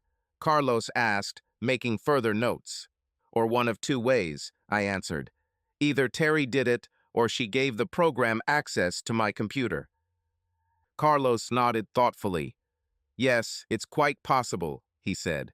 Either way, that makes her an accomplice against you. But why? You'd better ask her, I said, suddenly feeling tired and empty. She's been trying to get me too. You know, go through with it for a long time after she used that device. I was embarrassed to talk about it, but I decided that, being men of peace and former Marines, they would understand. Damn it, my father whispered. Do you think this was a way to put you under their control? Carlos asked gloomily. I think so, Uncle Carlos. If there really are some substances in this thing, they probably want me to be exposed to them too. The first day she received this device, she even threatened me. Why didn't you delete it? Asked the father. I made a decision then, Dad, I admitted with a slight shrug. If I deleted it, she would just install it again. I understand your point, Carlos nodded. Do you think with this information it will be possible to free him? Asked the father, turning to Carlos. We'll have to prove it, but I think it's possible. I will immediately involve my people in this. I will also pass this information on to the district attorney and Detective Hernandez, Carlos said. Is this enough to let me out? I asked. I don't know, son. I know that the judge you will appear before tomorrow morning is quite strict, especially in cases like this. I'm sure the DA will ask to deny bail, and there's a good chance the judge will agree. But with this information, I think we can get the charges dropped. I don't just want the charges dropped, Uncle Carlos. Everyone has already heard about this. My reputation has suffered greatly. The only way to somehow restore it is a public justification. Someone should answer for this, I demanded. Carlos's smile reminded me of a shark smelling blood. Oh yes, someone's going to pay for this, son. I promise you this. There is something else. Actually, I said two things. What exactly? Asked Carlos. First of all, my job. I signed the contract when I got it, and there is a morals clause that states that I can be fired for anything that could harm the bank's reputation. Yes, I'm familiar with this. It's standard practice now, Carlos said. Are you worried that the bank will fire you before you are cleared? Yes, I admitted. Let me know if this happens. I'll take care of it. You said there was something else. Yes, if Terry is somehow involved in this, I can't stay married to her. I understand, son, Carlos said regretfully. Let's solve this problem first. I don't practice family law, but I know an excellent specialist. When the time comes, I will introduce you to her. I guarantee she will take excellent care of you. Thank you, I replied. One more thing. Tomorrow morning, after your appearance in court, Detective Hernandez wants to interview you. I will meet you in court and be present at the interrogation, he added. Thank you, Uncle Carlos, I sincerely thanked. You're welcome, he replied. We hugged again, and my father hugged me too. Tell Mom that I love her and tell her that everything will be fine with me, I asked. I'll tell you, son, my father assured me. We can handle it. With that, they left, and the officer handcuffed me again before taking me back to my tiny cell. I didn't like it, but I felt much better after talking with my father and Uncle Carlos. The next morning, I was again shackled and taken to court with others who were to appear before the judge. When it was my turn, Uncle Carlos stood next to me while the judge read the charges. How do you recognize yourself? Asked the judge. Innocent, Your Honor, I answered with confidence.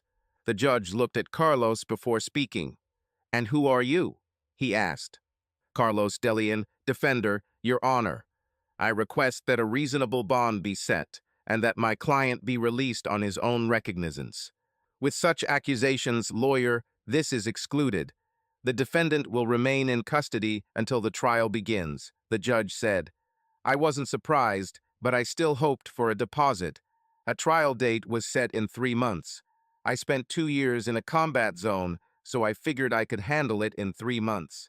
Thank you, Your Honor, Carlos said before I was taken away. An hour after I was returned to my cell, the officer took me to an interrogation room where Carlos and Detective Hernandez were waiting for me. The officer left the room after securing the handcuffs to the chair. Apparently, Detective Hernandez considered me a threat. He went through all the formalities, reminding me of my Miranda rights for the recording, which he played after I sat down. Tell me, Mr. Foltz, how long have you been collecting and distributing illegal videos? Asked the detective. Detective, Carlos interrupted before I could answer. We have not yet established that my client did anything like that. On the contrary, lawyer, more than 100 gigabytes of images and videos were found on his personal computer. I would say this indicates at least an interest in this topic. Either your client put it together or created it themselves. What of this, Mr. Foltz? Hernandez asked defiantly. Neither one nor the other, I answered firmly, irritated by his tone. Really? Then how did all this get on your computer? Did it magically appear? Don't answer that, Steve, Carlos said, putting his hand on my shoulder. Tell me, detective, were your security specialists able to determine when these files were downloaded onto my client's computer? As far as we can determine, this happened on Thursday, Hernandez replied. On Thursday. My client was in Wichita Falls on Thursday for work. He didn't have access to his computer that day, Carlos noted coldly. He could have accessed it remotely, the detective objected. Maybe, but did he gain access? After all, you have computers from his home and a work laptop, the only one he had with him on the trip. Surely you could determine whether he accessed the home computer remotely, Carlos retorted. Well, the detective began hesitantly, not. Finally, he admitted, and I noticed that he reluctantly uttered these words. What about his internet history? Did you find anything that would indicate that he regularly visits such sites? Asked Carlos. No, we couldn't establish that, the detective admitted with obvious reluctance. So let me make this clear. You claim that my client's computer contains 100 gigabytes of illegal material that was downloaded on a day when he was not physically near the computer, and 2 days later you received an anonymous 911 call while my client was still out of town. And how long do you think it takes to download 100 gigabytes of data? Carlos asked, turning to me. I've never timed it, but even with good internet speed, say 1 gigabit per second, it will take several hours. And if the connection is unstable or resets, it may take even longer, I replied. This is a huge amount of data to download at one time. Carlos nodded, then turned back to the detective. So you have had my client's property since Saturday, and until now you have not been able to determine whether he gained access to the computer remotely.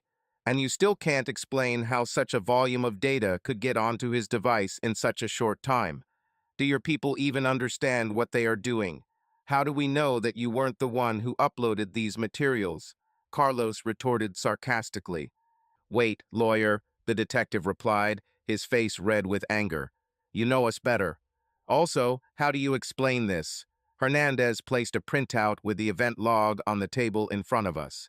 Several lines have been highlighted. This is data from the security logs of your client's computer. As you can see, he logged in on Thursday, and soon after that the files appeared. I looked at the document with Carlos, and Hernandez was right. But this is not remote access, I said. Login was made from the console. But on Thursday, I was in Wichita Falls. Are you sure? Hernandez asked. Do you have receipts for my trip? You can call the hotel and the branches I visited and speak to any of the staff. Send them my photo. The branch employees will definitely remember me. And the maid at the hotel, Maria, I thanked her and left her a tip of $10. And the guy at the front desk asked him about the guest who left a review about the noisy ice machine next to the room, I added. Carlos was ready to intervene at any moment if I made a mistake, but he only nodded slightly, expressing satisfaction. I was pleasantly surprised to see the detective's confidence begin to waver. Who else had access to this computer? Hernandez asked with emphasis. Terry, my wife. We know each other's computer passwords. Have you talked to her yet? I asked. No, but it's okay, detective. Carlos intervened. Do you really think a jury is going to believe that my client sat down at his computer, logged on, and downloaded 100 gigabytes of illegal material while in Wichita Falls? And this despite the fact that the browser history does not show any visits to such sites. Seriously, do you know anyone who has never visited such sites in their life, but suddenly decided to download over 100 gigabytes of illegal content? I looked further at the printout Hernandez gave me and noticed something else. My eyebrows raised. Sorry, I said, getting Carlos' attention. According to this data, I gained access to Terry's computer after logging into the console. What? Carlos asked in surprise. I pointed my finger at the highlighted lines in the event log, and Carlos, along with Hernandez, looked there. That doesn't make any sense, the detective said slowly. And then it dawned on me. Actually, it does, I said, and they both looked at me. I know who did it. Who? Detective Hernandez asked. The same person who called 911, I said dryly. Do you know who this is? Hernandez asked with slight irritation. To be honest, detective, I'm pretty sure I do. And you will be surprised to know that this man is already in your custody. Seriously, tell me, who is this? This is not a real person, detective. It is a computer program controlled by artificial intelligence, and it's on Terry's computer. That's impossible, Detective Hernandez snorted. Oh yeah, maybe a detective, I said.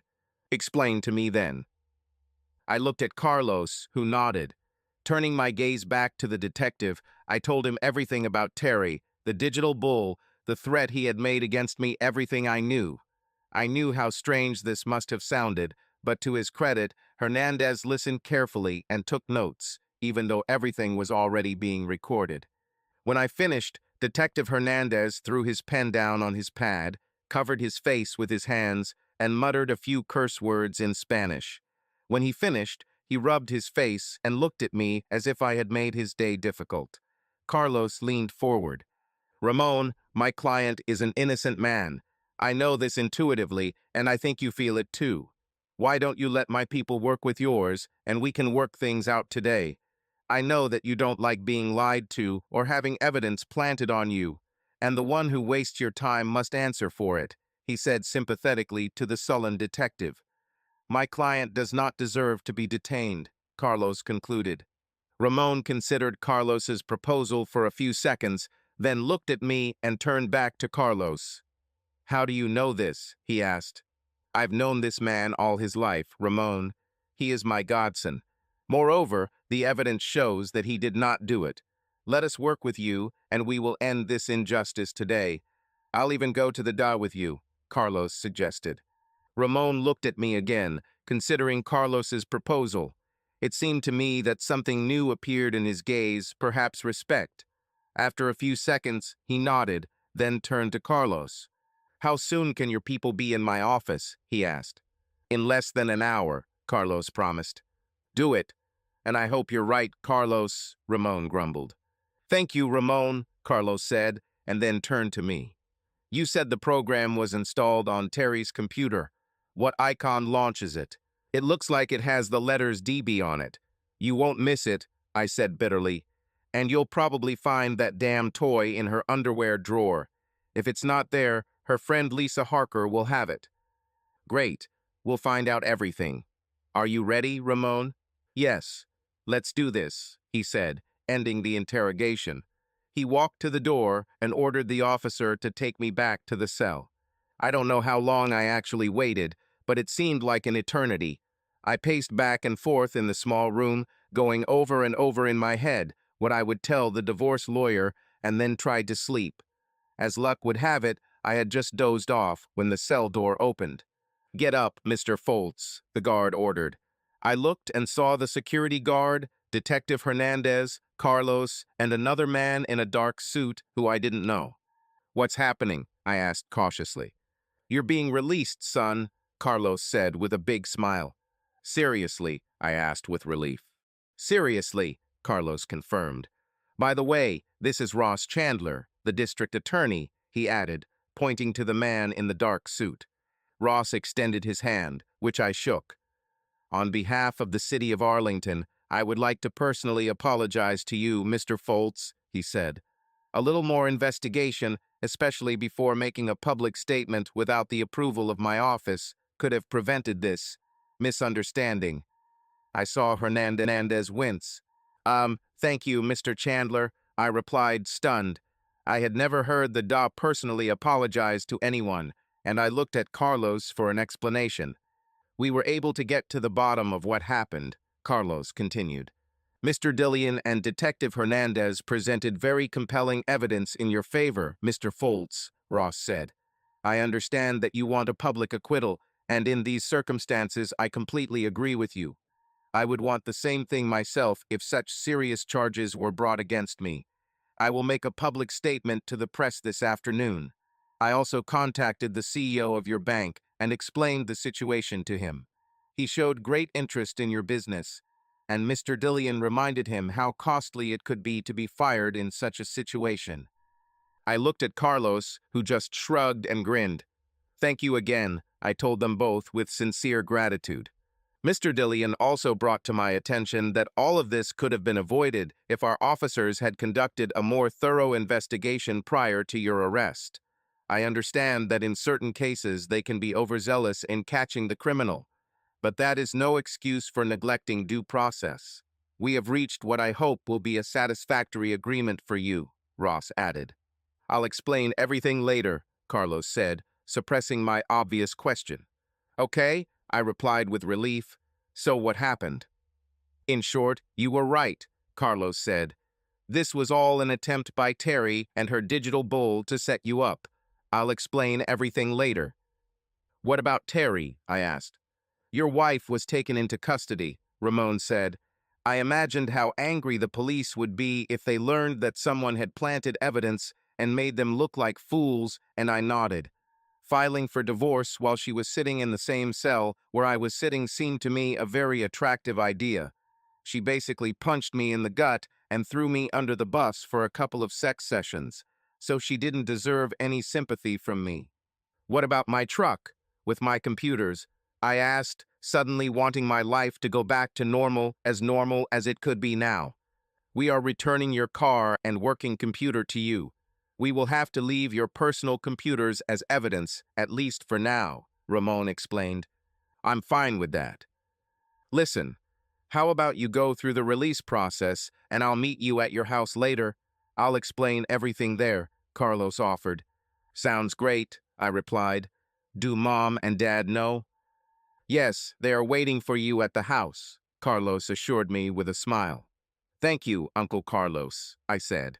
You have no idea how much this means to me. It was my pleasure to help, son, he replied with a smile. I shook Ross's hand again, and Ramon accompanied me as I was being released from prison. To my surprise and relief, I didn't even have to pay to get my truck back. After receiving my work computer, cell phone, and other belongings back, I shook Ramon's hand. I hope next time we meet under more pleasant circumstances, the detective said with obvious fatigue. He ran his hands through his hair and sighed. These computer investigations are incredibly complex and change by the minute. There are too many cunning, evil people living in cyberspace. A place made of ones and zeros can change at the snap of a finger. He chuckled and looked a little older than before. A drop of sympathy for him awakened in me. Give me the good old days with the gun, fingerprints, and gunpowder residue. Me too, detective, I replied. We parted ways and I drove home, fully aware that I had avoided serious trouble. I knew that without Carlos' hard work to clear my name, and without his talented technicians, I could have spent years in prison for something I never did. Plus, I would probably be put on the sex offenders register. This whole story made me reconsider my attitude towards the justice system. The system has been overloaded, overcrowded, and undervalued, and taking the easy way out can certainly be very tempting. I wondered how many other people weren't as lucky as me. When I arrived home, I saw my father's truck in front of my house and drove my car into the garage. I noticed that Terry's car was missing. It was probably taken away for examination. After closing the garage, I entered the house through the kitchen. Mom and Dad were waiting for me and hugged me as soon as I entered. "Thank God you're home," my mother cried. "Thank God and Uncle Carlos," I replied, wiping the tears from her face. "We all owe him a huge debt." "Yes, that's right," said my father, handing me a bottle of beer. I opened it and took a long sip. "Nectar of the gods," I said after swallowing the cold beer. "Thank you, Dad." Then I smelled something delicious. "What's cooking?" "Lasagna," my mother answered happily. "I thought you might enjoy a nice dinner. I hope you don't mind." "Not at all," I said. "It's been a while since I've eaten anything decent." Mom lowered the oven temperature to keep the lasagna warm, and we all went into the living room where I told them what happened before I was released. "Carlos must have put the fear of God in them," the father remarked. "Ross Chandler is not one to back down easily." "Dad, we need to think of something to thank Uncle Carlos," I said, "if it weren't for him." "I know, son. We'll figure something out. You know Carlos loves you like a son. He always loved you." My attention was drawn to the sounds of two cars driving up to the house. I looked out the window and saw Carlos getting out of his car. His wife, Esmeralda, came out with him and headed towards the house. I saw a tall, beautiful woman getting out of a car parked behind me. "Oh God," I whispered, recognizing the woman. It was Consuela, Carlos's youngest daughter. She was 2 years younger than me.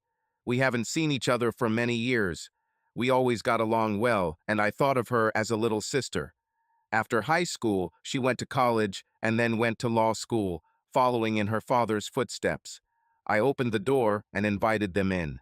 "Do you remember my daughter Consuela?" Carlos asked as they entered the house. "Certainly. How can you forget my sister from another mother?" I joked, admiring Consuela's elegant features. She was always a sweet girl, but now, as an adult, she has become a real goddess. "You're even more beautiful than the last time I saw you," I told her, making her smile shyly. "Thank you," Consuela replied, hugging me. "You are too kind, and I can say that you have become even more attractive." "Thank you. Say whatever you want," I replied in the same spirit. "Is that the smell of lasagna?" Esmeralda laughed, hugging my mother. "Yes, I keep it warm in the oven," Mom replied. "Please, let's all sit down." We sat down at the dinner table and Mom served each of us a generous portion of lasagna. She beamed with pleasure as she accepted the compliments. "This is delicious," Carlos said, taking a big bite. "Thank you, Carlos," Mom smiled. "I can't thank you enough for what you did for us," Dad told Carlos. "You shouldn't even think about it. Your father and I are brothers in arms who shed blood together in battle," Carlos replied. "Besides, this delicious lasagna is more than enough payment," he added with a mischievous glint in his eyes, making Mom blush. "So what happened?" I asked. "We checked all the logs from all 3 computers," Carlos began. "It became clear to all of us that you have never connected to your home computer from your laptop or any other device. We then ran the Digital Bull program on Terry's computer. Let's just say it was quite educational. The boy in the program actually bragged about what it had done and readily admitted that Terry first logged into your system, following its instructions, and gave it your computer's IP address. He also admitted to getting images and videos from the dark side of the internet and bragging about how easy it was to save them to your computer. He then admitted to making the 911 call from a burner phone that Terry had purchased specifically for that purpose. In fact, he even asked when your court date was and how long you would be in jail. "Damn it," I gasped. "I agree," Carlos replied. "I understand that it was just artificial intelligence, but it didn't seem all that intelligent to me." One of the technicians installed a video camera and recorded the entire confession. Then we contacted Ross and had a serious conversation. After he reviewed our materials and watched the video, I made it clear that you are an innocent person and that the charges against you should be dropped immediately. He agreed, and the rest is history, Carlos added. By the way, I need to talk to you about the compensation offer. Call me tomorrow. Compensation? Dad asked. Yes, I spoke with Ross and expressed my disappointment in Steve's hasty arrest before a full investigation was completed. We have reached a preliminary agreement, which, in my opinion, will avoid a jury trial. I think there was more to it, the father said. Details, Carlos replied with a smile. We all laughed. What now? I asked. Terry has been charged, and I suspect she will spend a lot of time behind bars, Carlos said. Ross may ask you to testify, but by law and custom, you are not obligated to do so. I want to testify, Uncle Carlos. She almost ruined my life, I said. I thought you would say that. I'll let him know. I'm sure he'll be glad to hear it. And now about your divorce. That's why I asked Consuela to join us. Is it true? I asked, looking at Consuela with interest. Yes. She specializes in family law, and I have reason to believe that she is damn good at her job, Carlos said proudly as he looked at his daughter. Consuela smiled shyly at her father. Of course, if you want to use her services, Carlos added. Of course, if she agrees, I said. If she's anything like her dad, I'm sure I'll be in good hands, I joked, making her blush even more. It would be a pleasure to work with you, Consuela said, giving me that sweet smile that I could never refuse, even though she was now quite an adult. Wonderful, Carlos exclaimed. Then it's decided. I'll let you two discuss the details. What about the company that made this thing? Dad asked. Does Steve have a reason to sue them? I think so, Carlos said. I planned to find out, but I wanted to drop the charges against him first. We ended the evening with dinner and a celebratory drink. Mom and Dad hugged me as they left, as did Carlos and Esmeralda. Consuela stayed a little longer to talk. Here is my business card, she said, handing me her business card, on the back of which she wrote something. Call the office tomorrow morning to make an appointment. My personal number and home address are on the back, she added with a sly smile. I know our schedules have diverged over the years, and I would like to change that. Me too, I replied, but I wouldn't want to interfere with your personal life. Consuela laughed in response. You won't interfere with anything. I missed you. Very. Call me at the office tomorrow, she smiled, kissed me on the cheek, and headed to her car. Her smooth movements were mesmerizing. She smiled and waved as she got into the car. I returned the gesture and then returned to the house. I was emotionally and physically exhausted, so I grabbed another beer, sat down in my favorite chair, and turned on the TV. The first thing I saw was a local news report of my release, recorded earlier that day. The report showed Ross's public statement in which he apologized for my arrest. I was impressed that he kept his word. My budding good mood dimmed a little when the report showed Terry's face and announced that she had been arrested for her alleged role in a plot against me. The report did not mention that her accomplice was an artificial intelligence bot. I finished my beer and went to bed. Laying down in my soft, comfortable bed felt so good that I fell asleep almost instantly. I woke up around 7:30 am, cleaned myself up, made some toast, and made some coffee. Terry used to always make breakfast, and I realized that now I would have to learn to take care of myself again. Oh well, at least I won't have to worry about her and her bot trying to destroy me again. Remembering the card Consuela had given me, I called her office. I was told she would be in court until 10 o'clock, but I was able to make an appointment for 11 o'clock. The secretary reminded me what documents I needed to take with me. My next call was to Carlos' office. Can you come at 14 o'clock? He asked. I think yes. I have a meeting with Consuela at 11, but most likely I'll be free by 2. Great. See you at 2, he said. I had some time left, so I did a little workout at the home gym, took a shower, got dressed, collected the documents for the meeting with Consuela, and hit the road.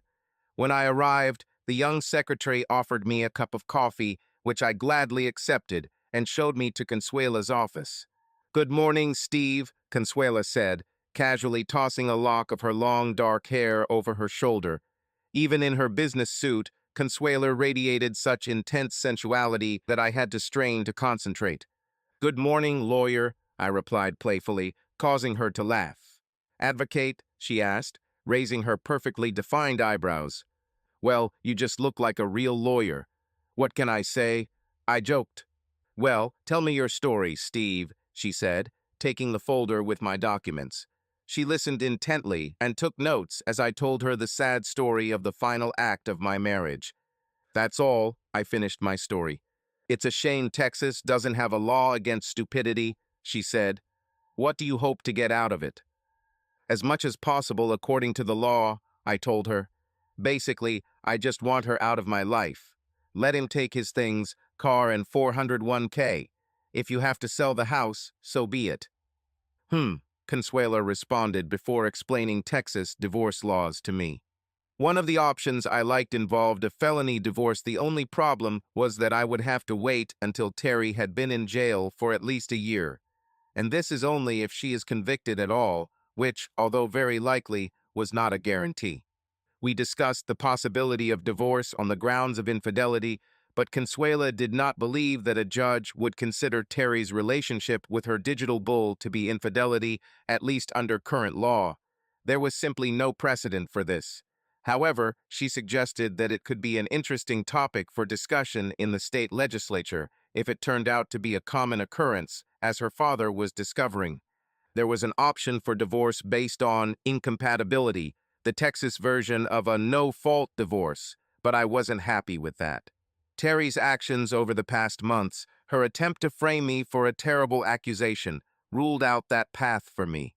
We decided to file for divorce on the grounds of cruelty, and Consuela said she could gather enough evidence to support that ground. She went through my documents, made copies of everything necessary, and drew up a preliminary agreement that I was happy with. "How long will this take?" I asked. "It can be completed in 60 days if she doesn't object. Realistic from 90 days to a year.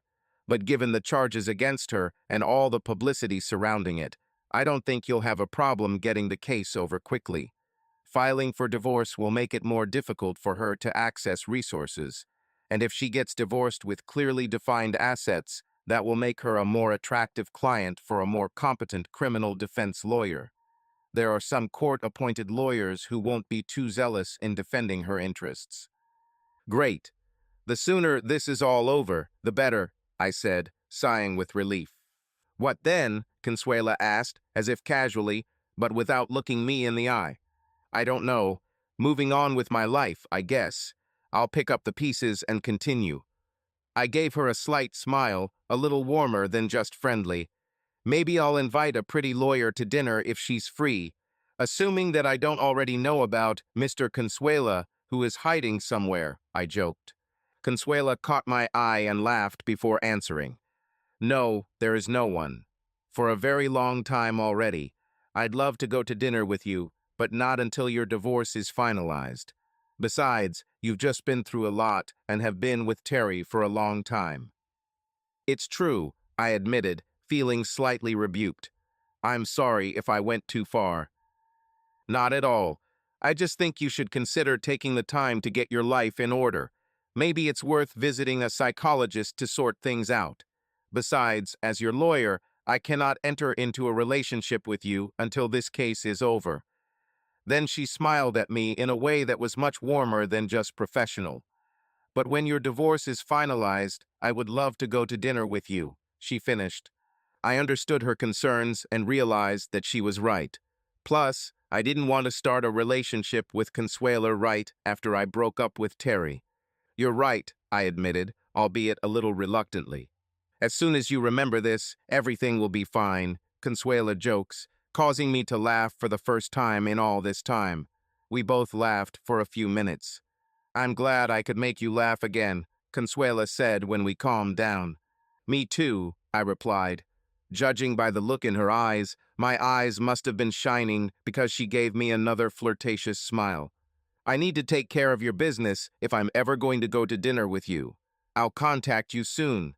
Just contact my secretary about the advance. Unlike my father, I cannot work for free. My bosses won't like this." I didn't expect you to work for free, I assured her. Thank you for everything. You're welcome, she replied, walking me to the door. Before I opened the door, Consuela stopped me and kissed me. It was our first kiss, and it was full of promise. Wow, I gasped when she pulled away. This is an advance for you, she whispered with a smile. Consider this my collateral for you. I will, I replied, feeling my pulse quicken. After leaving the advance with Consuela's secretary, I headed to Carlos' office, making a quick stop for a burger along the way. When I arrived, Carlos' assistant led me into his office. Carlos stood up and shook my hand. Has Consuela started working on the case? He asked. Yes, I replied. Thank you again. You're welcome, son. Look at this, he said, handing me the paper. I scanned it as he explained that the Chandler district attorney was willing to settle the case for $250,000 in exchange for me not suing the city and the police department for hasty arrest and public prosecution that damaged my reputation. What do you think about this? I asked. Considering that he admitted your innocence so quickly, I think this is a good offer. Of course, it must be approved by higher authorities, and this may take several months. By then, your divorce should be finalized, and you won't have to split this amount with Terry. If you agree, just sign here, and I'll send it back. $250,000 was a lot of money, and Carlos thought it was a fair offer, so I signed the papers and handed them back to him. I didn't tell Carlos, but I intended to give him some of it as a thank you for his support, and I wasn't going to take no for an answer. I also did some research on this company, Acme, Carlos continued. The expression on his face showed that he was trying to contain his irritation. It turns out they used to be part of a global corporation that was involved in a lot of shady business. The global company was split up after a major lawsuit, but some of their questionable research continued. As you've learned, AMA has been active in artificial and organic intelligence and has found a way to incorporate this research into its products. I also learned that there is currently a class action lawsuit against AMA that is in its early stages. You should consider joining him. Absolutely, I said. Can you put me in touch with the company that is handling this case? I'll do even better. I have already contacted them, and they are very interested in your case. It turns out that you are not the only one whom their bulls tried to frame. One of the lawyers working with them, a local lawyer named Danny Jones, will contact me this week. I'll let you know how the conversation goes. Sounds great, I said. We talked for a few more minutes before Carlos excused himself, citing another meeting. He stopped me before I opened the door to leave. By the way, son, just so you know, Consuela has been in love with you for years. I wouldn't mind if you started dating my daughter, but only after your divorce is completed, he added sternly, but with a sly smile. I smiled back and nodded. Thank you, Uncle Carlos. Again, I felt much better leaving his office. The next day, Wednesday, I visited Terry briefly at the local jail. She looked terrible, and her prison jumpsuit didn't suit her at all. She sat opposite me at the table with a gloomy and defiant, but depressed expression on her face. What do you want? She snapped. I was surprised by her lack of remorse, but I didn't let that stop me. I'm just wondering why, after all the years we've been together, you decided to do this to me, I asked. Terry lowered her head and shrugged. I don't know, she finally muttered. Not. You know? I repeated in disbelief, emphasizing every word. Seriously. My, master said it was necessary, she finally whispered. So I did it. Your master? I asked with shock. I knew she was talking about her digital bull, but I had never heard her call it her master. What the hell? Talking head on screen. Yes, she answered defiantly. Well, look where your master's instructions have led you, I said coldly. I'm not going to waste any more of my time on you. I'm filing for divorce. Whatever, Terry muttered, shaking and rubbing her hands nervously. I shook my head in disgust at her reaction. That's all I wanted to say. Oh yes, one last word. Goodbye, Terry. Good luck. With these words, I stood up, turned around, and left. I told myself that if she had shown even an ounce of remorse, even an iota, things might have been different. But she deliberately tried to destroy my life on the orders of some program. As far as I was concerned, it was all over, and I knew divorce was the right decision. The next day, Terry appeared before a judge for arraignment and was remanded in custody until her trial, which was scheduled for 3 months later. Carlos and I met with Danny Jones, who explained some of the details of the class action lawsuit. From what I learned, some men suffered much more than I did, and one even committed suicide. And the law firm studied hundreds of cases like mine, where the wives of these men were clients of Alma. This shocked me. Danny also explained that she was the attorney who sued the original global corporation Acme and was retained by the Southern California firm that initiated the class action. That's why she was involved in this process. This could take years, she warned at the end of our meeting. But I'm confident we will win. If I can help in any way, let me know, Carlos said seriously. I'll keep you posted, Danny replied. She shook our hands and left. Life went on as usual. I threw myself into work, but at the same time continued to keep in touch with Consuela. To my surprise, Terry signed the divorce papers with little to no hesitation. Consuela submitted documents to the court, and the judge approved them almost immediately. In 60 days, I will officially be free of her. 30 days after that, I found myself in court again, but this time as a witness. Terry and her assigned lawyer did not put their best foot forward. It seems that word had spread throughout the city, and no one wanted to take on her case. After I testified, my now ex-wife was sentenced to 10 years in state prison. Consuela came to court to support me. I thought Terry's head was going to explode when she saw my Latin goddess walk into the courtroom holding my hand. Well, she's out of luck, I thought. We celebrated Terry's conviction with a delicious steak, dancing, and a night of passion. 2 weeks later, Consuela's older brother, Louis, arrived in town. He was an Air Force officer, having entered the Air Force Academy a year after I joined the Marines, and was passing by on his way to Shepherd Ave in Wichita Falls. Our families went out to dinner, and that's where I was going to propose. As our families watched, I got down on one knee and held out my marriage proposal ring. "Oh God," Consuela gasped. "Steve, I've loved you all my life." "Yes, I will marry you, my love," she exclaimed, throwing her arms around my neck and giving me a kiss that made my legs go weak. The applause and whistles were deafening. Our families smiled and clapped as other restaurant patrons joined them. "It was time to get my head out of the sand," Louis joked quietly as we shook hands. We all laughed, and then I asked Louis to be my best man since we had been close friends since childhood. "I would be honored to be your best man, my friend," Louis said, fighting back tears. Then he turned to Consuela. "And you, sis, treat this person right, otherwise you will have to deal with me," he warned her with a smile. We all laughed and hugged.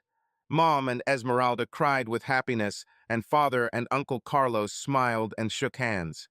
"Welcome to the family, son," Carlos said, hugging me tightly. "Thank you. I guess I can't call you Uncle Carlos anymore, huh?" I joked. "Well, if you want, you can," Carlos grinned. "How about I call you Daddy?" I asked. I knew that was what the children called him, and I saw a tear sparkle in his eyes. "I would be glad." "Son," he replied. Sam Winston, CEO of the company Acme Advanced Marital Aids, entered the room, which company employees jokingly called the dungeon. It was a laboratory located underground where secret research and development was carried out, which was not supposed to become public knowledge. He entered the room where Dr. Warren Mengel did most of his work and looked at the jars containing gray organic matter suspended in a clear liquid. The wires ran to electrodes built into miniature brains. He then glanced at the humanoid robots in various stages of assembly. Some were partially covered with patches of pink, lab-grown skin made from real human cells. Sam winced slightly when he thought one of the robots winked at him. Warren, dressed in a white coat, entered the room and saw his boss examining the organoids. "They're amazing, aren't they?" Warren asked casually as he approached Sam. "If you say so," Sam replied calmly. Are these new samples? Yes. They arrived from Switzerland yesterday. We have already started the preparation process. How long will these live? Sam asked. With the new technology, we hope they will survive at least 150 days, Warren said.